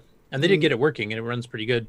And, I mean, part of the Nitrous 9 Ease of Use project is we're going to try to recode the recode the AGI interpreter in the CoCo to be 6 through 9, and maybe see if I can optimize the 6 through 9 while I'm at it. But we're going to try to speed it up a bit and maybe even start supporting some of those sound cards in the future once I figure out formats, etc. That would be Since interesting. we have quite a few now. Yeah. I see, again, there's a lot of things that the CoCo 3 did that I wasn't aware of at the time for myself because I kind of moved to the Tandy 1000, and for me this was one of the reasons. The primary reason was, you know, when I went to college and I was trying to learn how to do stuff, you know, it was all on IBM PC based stuff, so I needed a quote unquote PC. But to be honest, obviously to be able to play some awesome games was another motivation for me to want to get that. In fact, I worked at Radio Shack and all that kind of stuff helped. But yeah, to me, this software sold the hardware. And to have those Sierra demos in the store, the fact that Tandy 1000 had 16 colors, where most PCs at the time, IBM PC compatibles, were running on 4-color graphics, right? The original CGA, color graphics adapter, only had 4 colors, single voice music, 1-bit sound. So the PC, the original PC, was not the best for games. Where the Tandy 1000, I kind of look at it as the first quote-unquote gaming PC, right? Because it had better colors, better graphics, and music, and things that a standard PC didn't have. And it was a huge motivation for me to be able to play these games on my Tandy 1000 because it was just a cool experience. The colors, the graphics, the animation, the music, it was the whole package, you know? So that's very cool that this interview was able to be had. I definitely want to hear it. So yeah, and his book sounds really interesting too, yeah, which is actually coming out this month, I believe. And on the plus side for the CoCo, while officially there was only a handful of these games that were released through Tandy and Sierra. Well, two of the official, you know, the CoCo 3 style graphics ones, and then they did some of the earlier Mickey's Space Adventure and as far as the but because that interpreter is there and you can run anything through that interpreter, there are dozens of Sierra games and fan created games that are running on the CoCo 3. So and the cool thing about it being interpreter based is if you can tweak that interpreter, that's a win for all the games, right? So if you can optimize it and make it faster, if you can get it to support sound, then boom, all those games should benefit from that right away. So that would be a huge... That is the plan. Yeah, that would be huge to be able to do that. It'd be huge. And thanks to Graham Major for actually doing the porting of all those, because actually all of those, like we originally only had King's Quest 3 and Leisure Suit Larry of the CoCo 3 level AGI games. And then like we said, we've got some earlier educational games that were done before the engines were, you know, completely done for the AGI and pre-Tandy 1000. And he's ported pretty well everything that ran on that engine, including about half a dozen homemade ports. And then we've got King's Quest 1 through 4. We've got Space Quest 1 and 2. We've got Manhunter. We've got, you know, basically the entire library that they did that ran under that engine before they upgraded to the newer engine, which supported VGA graphics and even more than 3-voice sound. We have them all, and they're on their Color Computer Archive. Yeah. And as you mentioned, I mean, if we can upgrade the engine itself, either for the 639 or for sound cards or both, then every one of those games will benefit. So that is in the plans. I can't give you release dates or anything. No. And what I loved about this too was this was neat because that whole idea, which was brilliant when you think about it, that we're going to write the game interpreter all they have to do is kind of like what Zork, right, with the Z engine. Infocom. Infocom, and Scott right? Adams that we mentioned earlier, he did that 2.8 as well. So these games lived on a variety of systems, and I remember seeing Space Quest on my friend's Amiga at the time and saying, "Oh, isn't this so cool that you have it too?" And actually, because they had better colors, the color palettes was a little bit better. And I remember hearing the Leisure Suit Larry on the Apple II GS, and it was like 11 voices of music, and it blew me away because I remember hearing the 3-voice version on the Tandy 1000, and there were like instruments on top of instruments on top of instruments playing on that thing, and I was like, holy crap. They're also mentioning, Rob is mentioning Thexter and Sylpheed. It's amazing they got Thexter on that 32K ROM, to be honest. As much as we want to criticize some of the shortcomings of it, the fact that they could squeeze it into that cartridge and it runs as fast, especially on Nitrous 9 as it does, is impressive. Yeah, actually it runs faster than Nitrous. If you like, I have it defaulting to the regular game speed, but that's the middle range of the speed settings you can do, so you can actually change that. But yeah, no, they did a lot of good work, and I mean they covered the education market, they covered the adventure market, they covered the arcade market. I remember the advertising for the King's Quest 3, the box package, and I think Thexter had it too. Like they said, over 500,000 sold. This is on all platforms combined, but yeah, at that time that was huge. I mean, you didn't see numbers like that except for dedicated game consoles, and even then only on certain games. Yeah, no, they kind of owned the world for a while, but they were delivering a quality product, a quality experience that was pretty much the same for all systems. So it was really cool stuff. A lot of the Roberta and Ken stuff, like King's Quest, very story driven, very character driven, very fairy tale driven. But then you got into something like Space Quest, which was different creators. So that was like Mark Crow was one of the creators there. Yeah, the humor team. The humor team. So those got to be a little bit more humorous. And then you had like the Al Lowe with the Leisure Suit Larry, which was humorous and a little bit swanky. But it was neat that they could kind of appeal to a variety of audiences. Do you remember in Leisure Suit Larry, you had to answer questions to verify how old you were? You know what I mean? And we think about it now, those questions are so out of date. I would have a hard time remembering how to answer them. But well, the funny thing is, it's easier for kids now. They can load up Leisure Suit Larry and they just Google the answers. Just Google it, bang, yeah. bang, bang. You're in. So. And then even that same AGI engine did some games that were quite different, like Manhunter.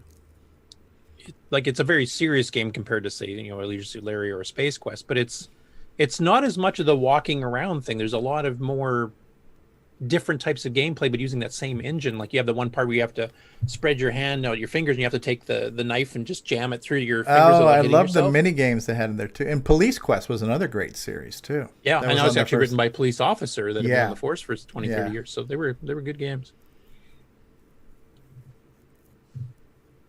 And that's it for the gaming news. So I will stop the sharing for now. And I do have some regular news if you want to get into those, or if you want a commercial break, or if you want to do something else. Yeah, I guess we could do a commercial break, and then we'll come back with the news. Does that sound good to you, David Ladd? Why, yes, it does, Stevie. We can move on when you are ready. All right. Well, we're going to take a commercial break, and then what will we be back with after the break, David Ladd? Oh, I don't know. I guess we'll just be... News with Curtis Boyle. Yes. He missed catching the softball. All right. We'll be back after these words. CoCo Talk will return after these messages. CoCo c'est le coq champignon, des micros et dans le pion. Pour le jeu, il est pas battant, les études, c'est pas bizarre. L'expansion, il a ça, les commandes, tu vas voir ça. Notre CoCo est pas banal, pour tes cours, c'est bien serviable. CoCo 2 de Radio Shack, ton affaire est dans le sac. Un ordinateur couleur qui a de la personnalité. Le CoCo 2 de Radio Shack. On solde pour Noël à partir de 149,95. CoCo 2 de Radio Shack, ton affaire est dans le sac. C'est toi et CoCo 2. And now, CoCo Thoughts by Samuel Gimes.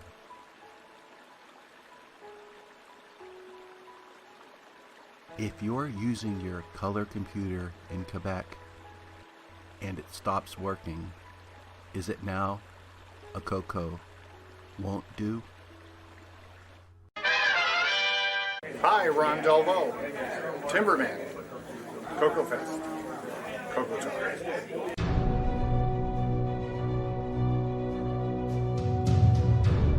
a world where RGB produces black and white video.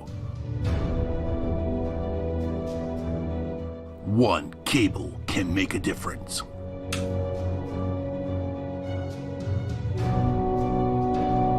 Switcheroo. CoCo3ScartCable.com. Hey, have you got your CoCo 3 yet? Hi, this is Rick Adams, author of Temple of Rom and Shanghai, and you've tuned into CoCoTALK, the nation's leading live talk show featuring the Tandy color computer. What's going on, everybody? Original Gamer Stevie Stroh here, and if you're a fan of vintage computing and retro gaming, then you're going to love our retro swag shop at 8bit256.com. There you will find custom designs by Instagram artist Joel M. Adams. You can get I'm a Coconut, CoCoTALK, and other cool video game images on a t-shirt, coffee mug, or mouse pad. So if you love retro, then head on over to the retro swag shop at 8bit256.com today. Tell them the Original Gamer Stevie Stroh sent you.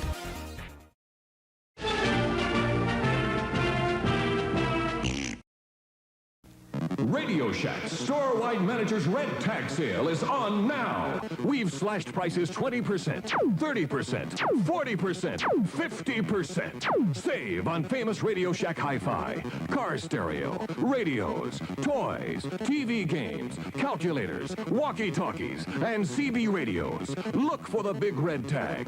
Save like never before on these and literally hundreds of red tag specials. Hurry into Radio Shack today.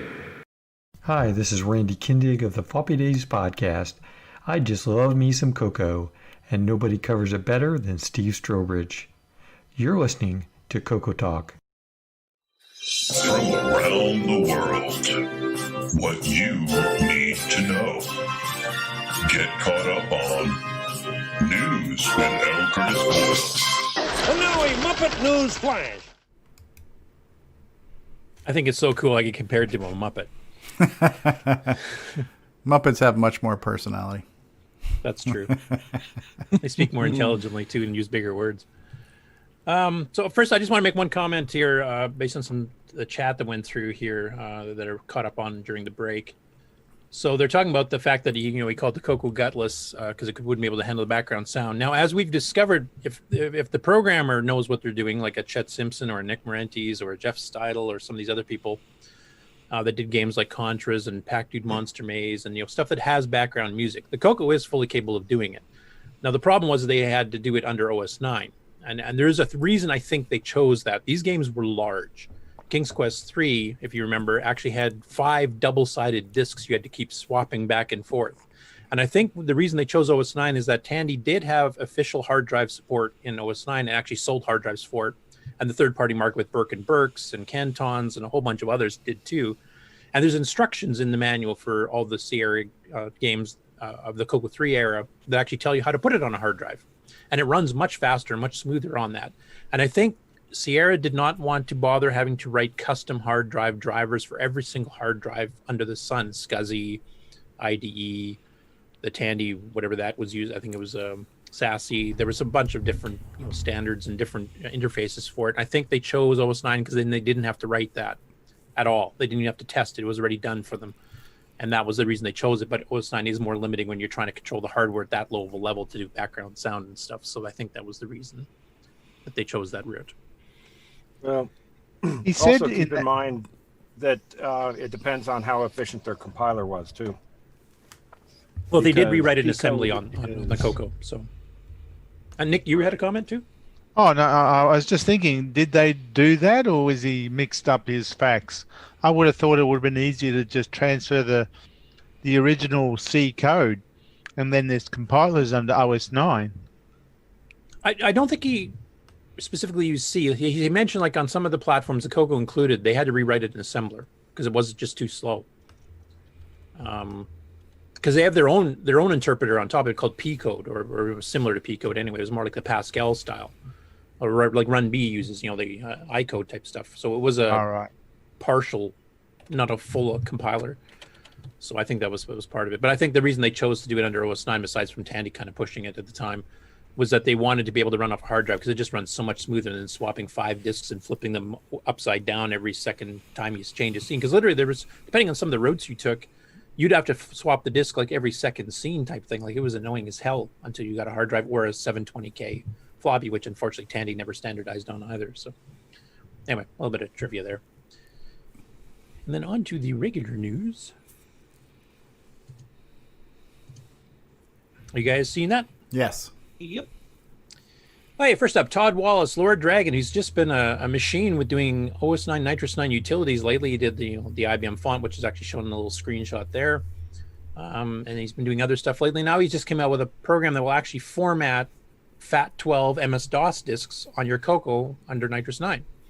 And he's actually tested it on a real PC. In fact, the video shows this, and I might even play it because I don't think it's too long. But you get now, if you have a real PC with a 720K or a 360K disk drive, and you have the same drive on your CoCo, you can actually create the disks on the CoCo, copy files to it, take it to the PC, copy them straight in the PC, copy stuff off your PC onto that disk, put it in the CoCo, read them directly back in. So you actually can do sneaker net between the two. So I'll just play this little video. So I had an idea to write a program to format an MS-DOS PC-compatible disk using a CoCo because, ironically, some of these PC drives, USB-based that you get, are not capable of formatting a double-density, double-sided disk. High-density ones, usually they can do. But this command usually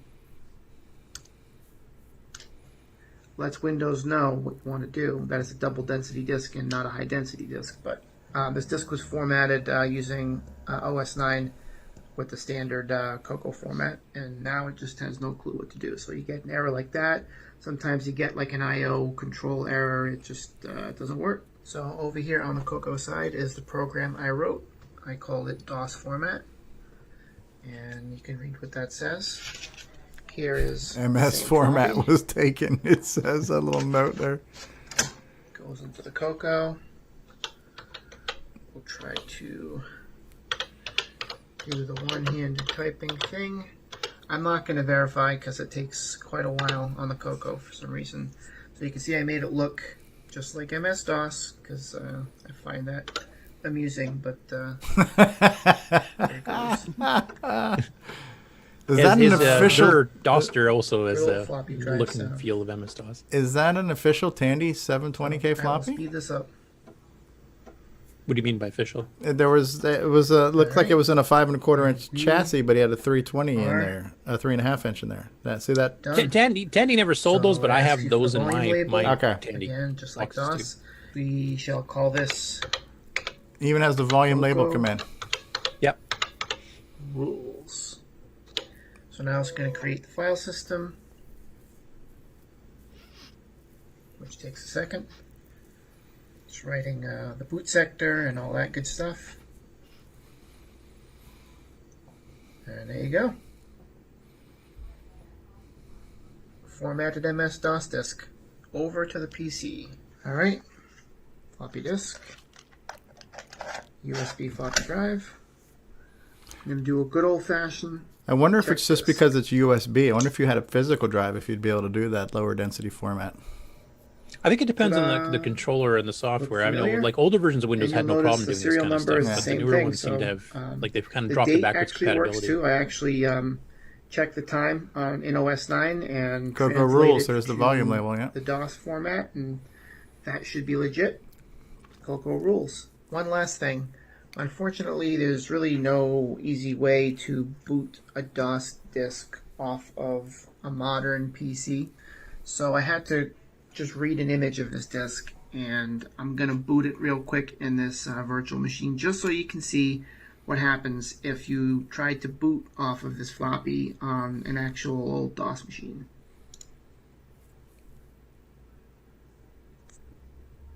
This using a Tandy color computer running sector a bit Nitrous for fun. So Nitrous 9 represent color computer. You know. That's cool. Yeah, so it's a really cool project. It does duplicate something that was done back in the late 80s, mid to late 80s. Okay. By a company called Clearbrook Software Group out of Vancouver, I believe. They had a whole MSF file manager, which was basically to natively handle MS-DOS disks at full speed on the CoCo 3 and it required the S-DOS or S-Disk 3 disk driver, which is much more advanced than the Tandy one. And it came with a whole slew of utilities for formatting, setting attributes, copying files between OS 9 and MS-DOS at full speed. He mentions that it's quite slow doing the verify, and there's a reason for that. The current driver that the CoCo has with Nitrous 9 in the public distribution and in EOU at this time is set up basically to default to 256 byte sectors, which is what we've always used. And MS-DOS uses 512 byte sectors. It does a hack to read in and write the sectors, but it does it in half-size chunks to make it compatible with the OS 9 side of things. So what is happening is that when you try to write something, it'll have to read in the original sector and then say, I'm rewriting the first half, the first 256 byte sector. And then it'll write that out. And then when you write the second half, it has to reread it back in and then overlay the second half and write. So basically it's doing everything twice is what it's doing. And the MSF package that was on sale in the 80s did not do that. It actually reserved a full K because it actually handled 1K byte sectors as well. And that ran at full throttle. So one of these days I'll have to go into the disk driver and actually have it pre-reserve the 512 byte buffer and then make it smarter to cache the sectors. And then you only flush them out if you haven't written anything in like 5 seconds or something like that. And then it should greatly speed it up. And I know he's working on some other stuff too. He wants to do some more MS-DOS compatibility stuff here too. So he's got he's got DOSter, he's got DOS format, he's got the CJ font. So he's been doing just a lot of stuff. So if you guys have the older DOS machines and you want to be able to just transfer stuff back and forth, it's going to become quite easy. Hey, but Curtis, before you move on, David, are you still with us? Why, yes, I am. And I've already been in contact with Todd about high density support. Okay, well, Rob Inman couldn't help but notice your comment under the video here. Could you read that comment to us in your best enthusiastic voice, please? Because if not, I'm gonna. If not, I'm gonna impersonate it badly. So.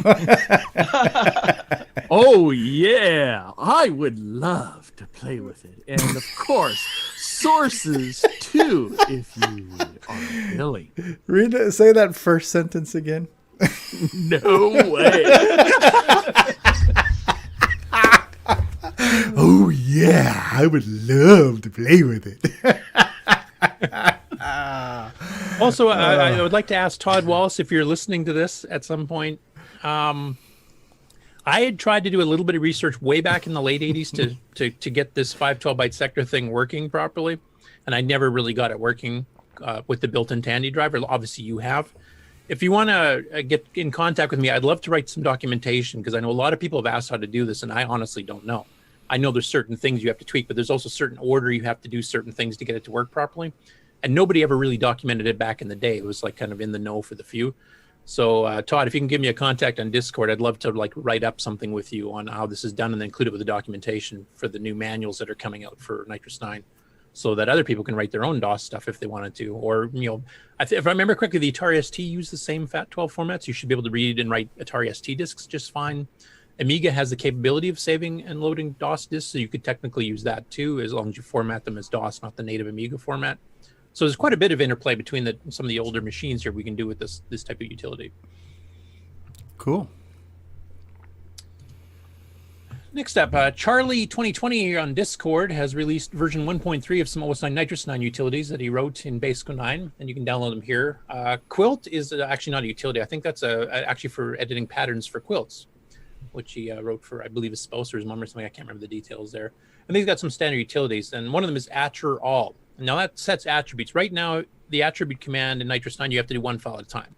So if you want to set executable or make it, you know, non-writable so you don't accidentally delete it or whatever, you know, same as you do in DOS. But he actually wrote a version of Basic 9 that actually goes through and you can give it a list of files in one command line and it'll just do them all. And you can set them all the same attributes. I'm going to be contacting him a little bit later this week. I was going to try to do this week, but I just didn't have time. Because I did take a look through his code and there's some hidden system calls that aren't documented until the new manual comes out. That actually would make this a lot faster and a lot easier for him. So I'm going to contact him to get him to probably do another update to another version that will incorporate that, so it's even faster yet. So, but he's been sharing a few of these utilities. He's got multiple utilities on this disk here, so it's cool to see that we're getting some more OS 9 Nitrous 9 developers active again now too. So, and hopefully these new manuals. We're currently in the second review of the new tech reference manual, which has a ton of new stuff, fixes a few errors on the original Tandy stuff as well. Bill's already started the second round through. I'm going to be starting that probably later tonight, to be honest. Take a little break from actually writing code, and then I'll see if we can get that one up. And then he's already started on the Basic 09 manual too, and that's got some additions. We'll be adding for some of the new graphics features that we've added in Nitrous 9 over the years too. So gradually we're going to get that entire 1,100 page monster manual redone. After that, we'll be redoing the multi-view manual. I'll be working with Jeff Tennis and Deke in the chat to see if we can redo the C compiler stuff, because he's done a lot of additions to that too, as of other people over the years. So the Nitrous 9 project, that's one thing that was kind of lacking a bit, is that they started to do updated documentation, like at least retyping in the existing, but they didn't really add in any of the new stuff, and then it kind of just got dropped. So now we're actually going to get full-blown new manuals out, and we're also going to build in a lot more intense help system in probably the next beta of EOU. We're going to actually have much better online help. So if you just need help on the code, you type help, whatever the command is, and even subtopics, you can go help Basic 09 GFX2, and it'll list all the GFX2 options you have, type thing. So it'll be much more interactive.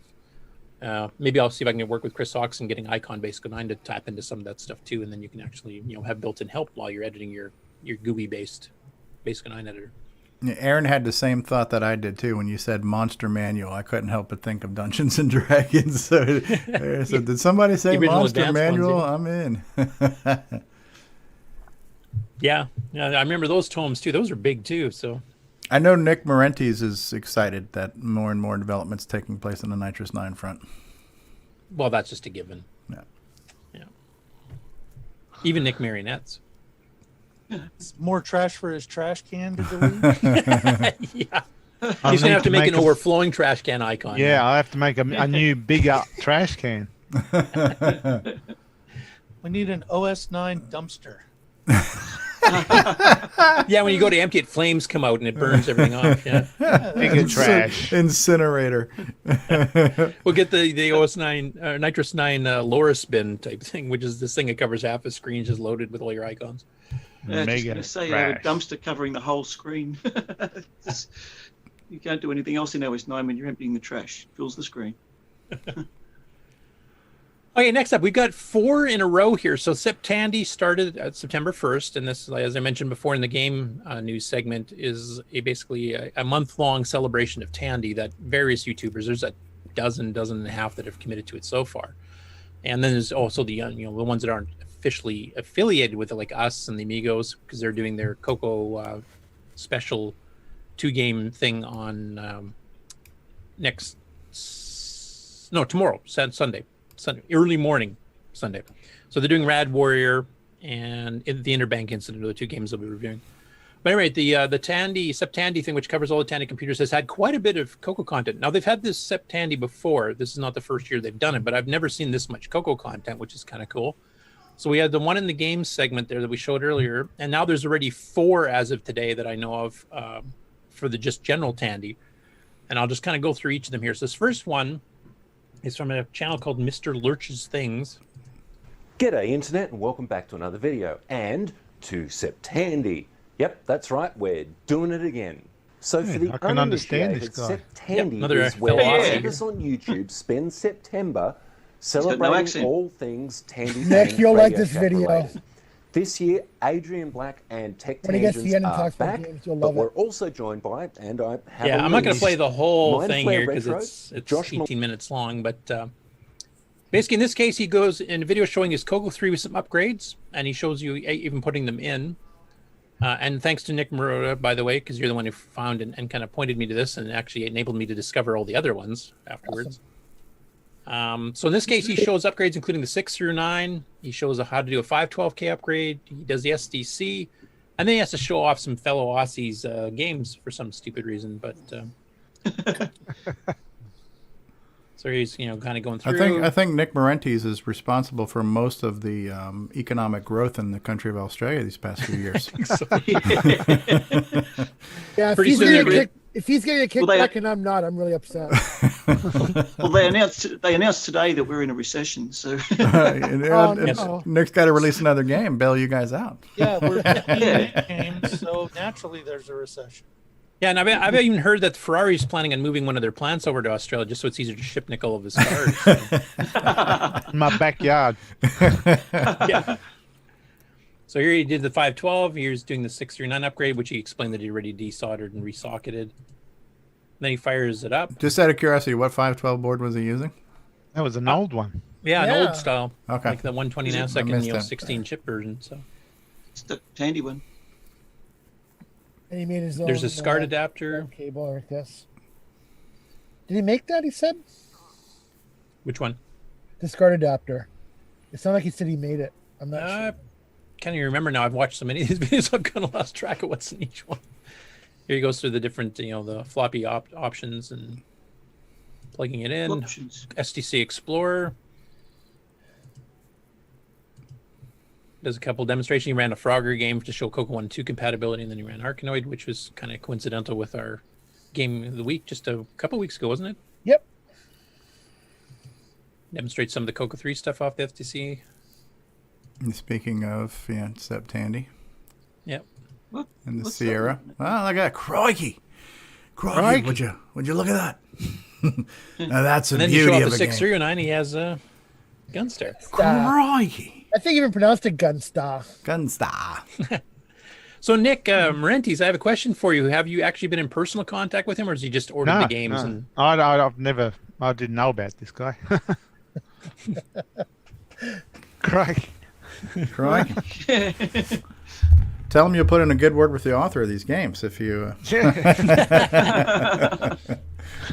Now I will mention I've started to try to contact some of these people and see if we can get them on the show. Mm-hmm. I have heard back from one of them that sounds fairly positive. It's just going to be trying to arrange the time, of course, because it's pretty early in the morning there when we shoot the show. So unless we have him on the tail end or something, or if the guy wants to get up, massively early in the morning, we don't have everybody who's nuts like David and Nick here. So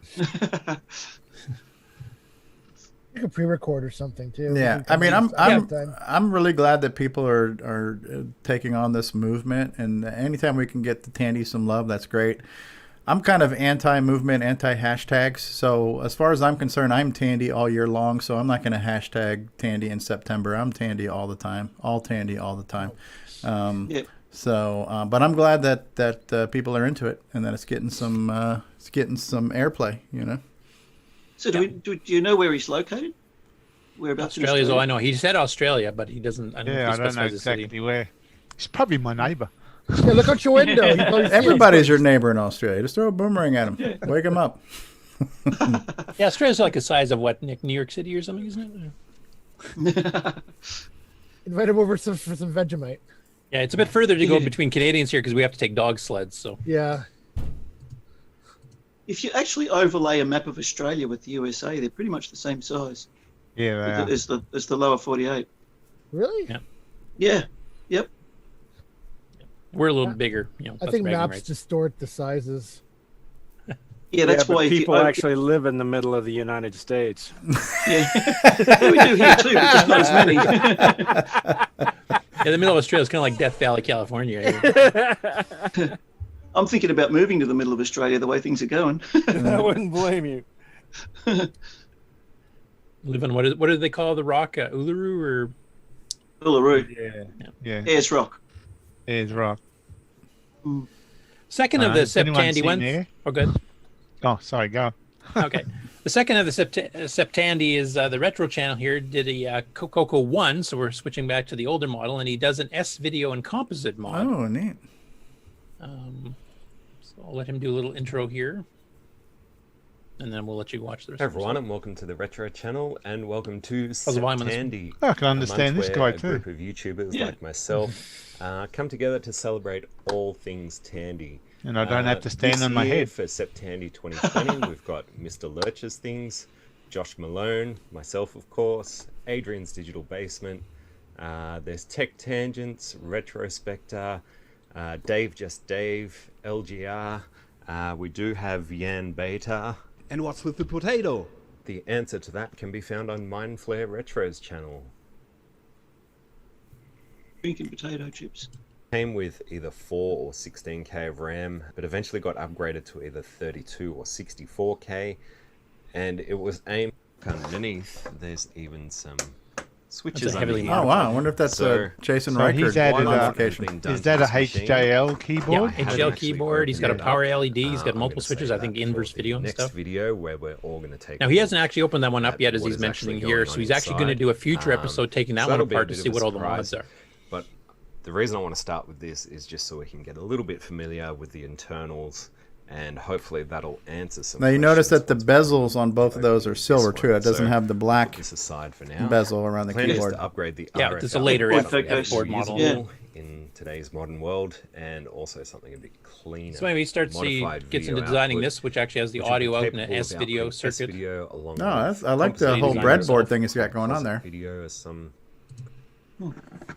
So And this is the ideally, Australian version of the this will motherboard, I presume the PAL one. Now what this is missing right now is Men at Work playing in the background. Let's get started. First thing we're going to do is pull this. Anytime there's an Australian video, they must have Men at Work playing in the background. And just like it's a national law or something. It's a law. It is. Yes. So this will just lift it. Rob Inman says in the chat, "Why are Australians taking over the internet?" RF shield that's normally attached to the bottom of the board. Hey, ACDC is from Australia. Why do we have to stick with Men at Work? Havoc on the camera. Sorry about that. It has a whole bunch the of S-video little mod work in a US machine? clips that need to be pushed see in. why it should won't. do, but it should, I would think. He's tapping it off the, not the VDG itself, the other video involved chip. He removes the modulator, yeah. Cool. That's out. Great fix for an RF modulator, I gotta say. You start it up. There you go. Poke a hole back through here. Everything's socketed.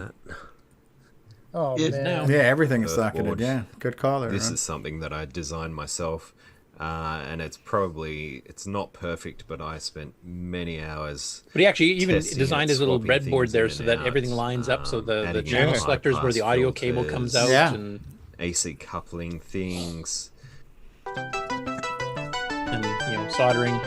No hair was burned in the making of this video. Next to the board here, because it also has 5 volts sitting on one of its legs. So He's grounded. I've never seen anybody ground themselves before. When it's switched to P mode, Especially not on this show. He's a professional. 2-color mode on the Tandy. We never ground some ourselves. devices would lose sync. And his audio There's circuit too actually much color outputs like a intensity. composite cable signal, basically. So he's I had to got put that in there just to keep both happy. channels, So and he you actually may need to duplicated the adjust channel that. between, so it'll actually If come you out of the end up both building a speakers, certain and it's like the quick hack where it comes out of I'll one put a side. link to the stereo in the Dolby. description below. It's Atmos But of course, there could be 7.1. some output, which Stereo is being mono. mixed by this board. I'll just pause this here because this kind of shows the RF output on the far left, old CVBS, new CVBS, and the S video. Now the S video, of course, is not trying to do artifacting, and this is PAL, so it's not doing the artifacting we're used to with NTSC. But you can see how high quality the pixels are on the S video on the side. Like if you're running anything that's a black and white game, Yeah. or a word processor that runs in a graphics screen or something, it's going to be just clean. Unfortunately, the one thing is, of course, with PAL, it doesn't get the artifact colors for the games that expect that. But it looks better than that purple-green stripes that we've watched. Yeah. Yep. And here's a comparison on the text mode, so you can kind of see, it's kind of... Yeah, obviously on the a little far bit and right, stuff. the text is crisp. Yeah. Takes good. cleaner. Yeah. Yeah. And on the I'd right, like to that get- almost looks like an RGB out. Yeah. Yeah. Well, technically, S video is. Sort of. Not quite, yeah, Oh, but okay. yeah. S video basically has separate chroma and luminance, so it can get rid of all the okay. noise between with combining them.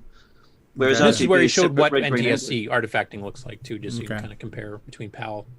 So on the left, you can see what the Australians had to put up with all of our games. On the right, you can see what we had in North America. Yeah.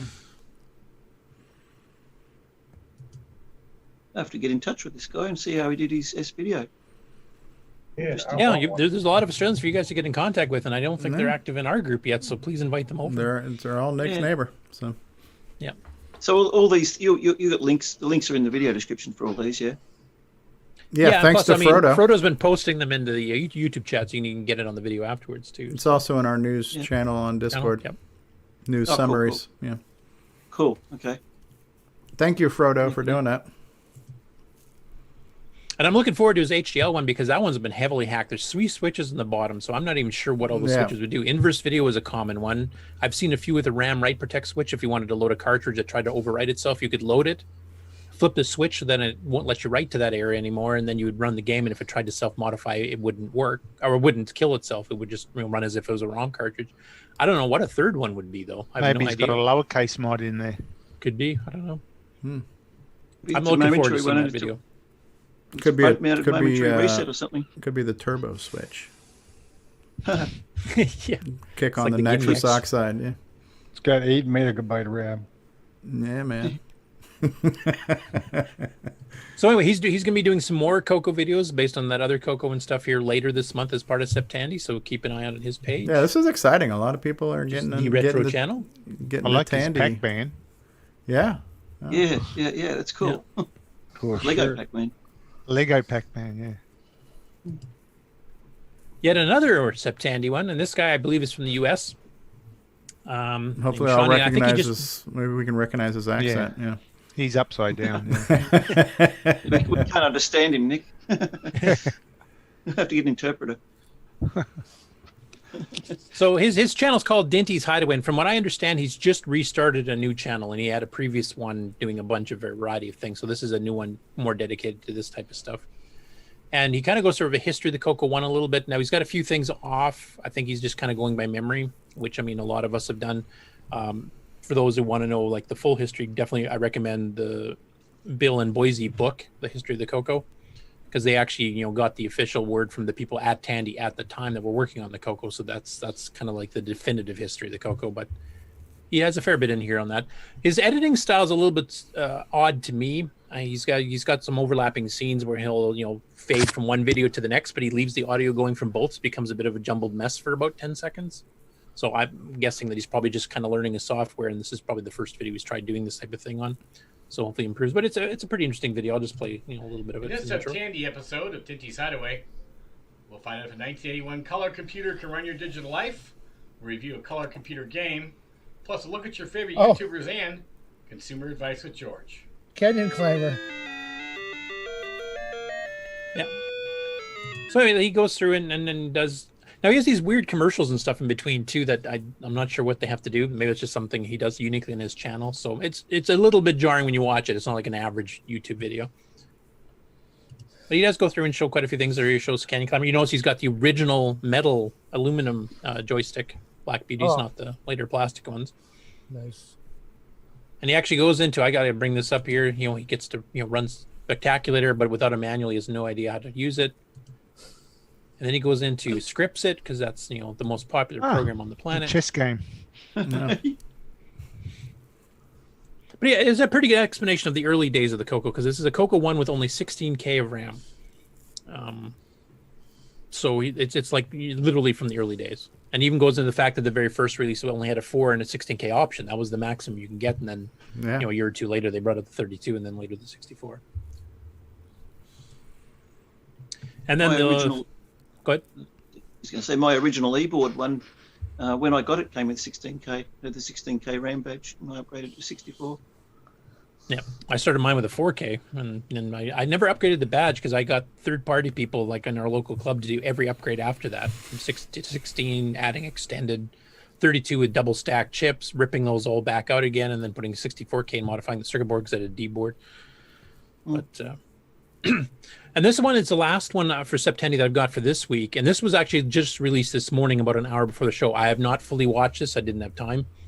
But this one is from a channel called Adrian's Digital Basement. And this is one where he takes a CoCo 3 that's in pretty bad cosmetic shape and apparently goes through and does a complete, refurbish of things to get it running, or to get it to look good, I should say.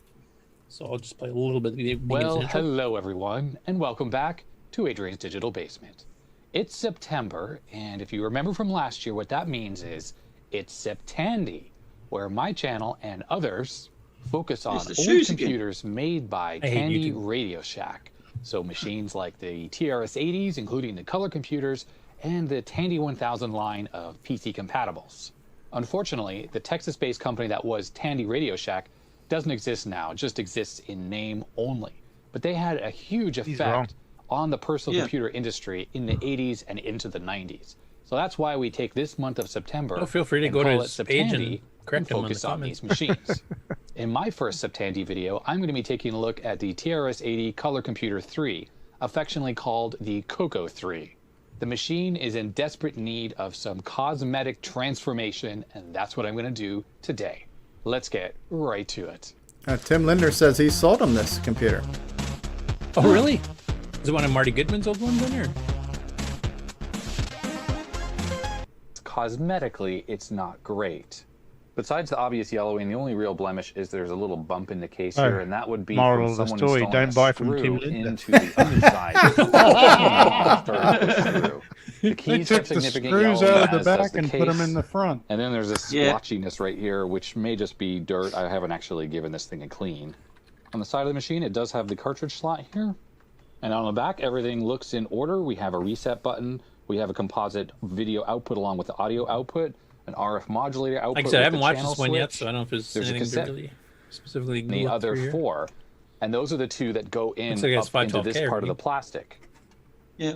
Which is exactly where this little bump That happens. grilled Clearly, screen. someone Yeah. at some point Yeah, reassembled this some machine computers had and put that. one of the longer Oh, screws. right. Yeah, the I Canadian haven't ones seen for it. sure did. Here Yeah. we have our first glimpse Oh, I've never seen inside that. the CoCo 3. So this is the Is that for RF AC shielding, mains Nick transformer Marotta? I can't remember. that Yes. converts from 120 Yes. volts here down to whatever, some low AC voltage. And that plugs into the motherboard right here, which has some type of rectification and brings it down to the 5 That's a volts performance needed to run peripherals this 512K machine. upgrade, not the I'm Tandy noticing one. here that the keyboard connection is this ribbon cable, which Did he reminds say me a lot of what you rectification? see in the ZX Spectrum.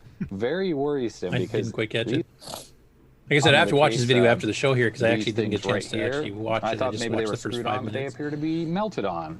Right here, all 4 corners there. This is the cartridge slot, and there's witness marks here where. And I think that someone one has little inserted the bump he was cartridge. showing there, A I lot think of somebody times put the they're sort of longer black. screw. 'cause Yeah, it's that's what- different yeah, size screws he on the mentioned that lighter too, colored yeah. plastic. inserted through. So That's a this common machine thing. was definitely well loved and well used. So shining like this, it's a hot of course, day. we're doing the standard retro For the brake keyboard, I'm treatment. just taking these keys off, and it's pretty dirty underneath here. Use a key puller. Find these pretty inexpensively from AliExpress, eBay, whatever. I've never had a key Pull puller the before. I keys actually off. kind of I'm like gonna that. give them a That's quick a lot quicker clean than doing it because by they are hand. dirty. Yeah, they And work really then well. I am going to pour that. It's Snyder sent me a volume key puller 40 with clear my stuff CoCo Mech into this keyboard. tote here. Cover it with plastic. Add some water so it's not quite so concentrated. Plus, if you get broken And into, it put looks like this you can out stab in the somebody with it sun too, which as is well. awesome. But I recommend using a tub like that even when you're pulling these keys off, because it forms bubbles when the reaction is going on, and I need to make sure that they are getting good coverage. But you just sort of shake the tub. And I like how and he's got the one in the that upper has left a there desired rotating. effect. I don't If know I had more what he did to space do on my that. turntable, I would put them Does on that the actually help turntable too, level but out the I don't, unfortunately. sunlight retrobrating thing? Yeah, right. Yeah. It evens out the exposure so you don't get light spots and dark spots. Yeah, right. Okay. So for you guys that have done retrobrating, do you guys do that same technique of having something to rotate it, or? No. I don't have something that rotates it, but I do go in and flip it over. Well, and this flip it has to different be one of the sides most dramatic throughout the results day. I may have ever gotten doing Retro Bright. Yes, Wow. this is actually the same CoCo 3 computer. I just have it loosely assembled. It's Okay, not Tim Linder, completely you're put vindicated. together. But wow, It's been the D. transformation Tim Linder. is absolutely dramatic. It was outside for roughly an hour. I massaged Actually, it D. for Marty 20 minutes, Goodmanized, moving actually. the cream around. You And then when gotta I see brought the it one I inside, got from just Don quickly Adams. gave It was a in a full GM wash, shop got all that many a peroxide year off and it, then shows. dried it, and then I Brian, applied was it- 303 aerospace protectant. I like to get this stuff on as soon as it comes out of. Question will be, how will the keys turn out? So they're currently still outside. The submersion method I'm using with the keys takes a lot longer than the plastic wrap over the plastic and the cream I was using on this. It's been over 3.5 hours the keys have been outside, and they are on the turntable now, and the sun is quite low because it's almost 7 p.m.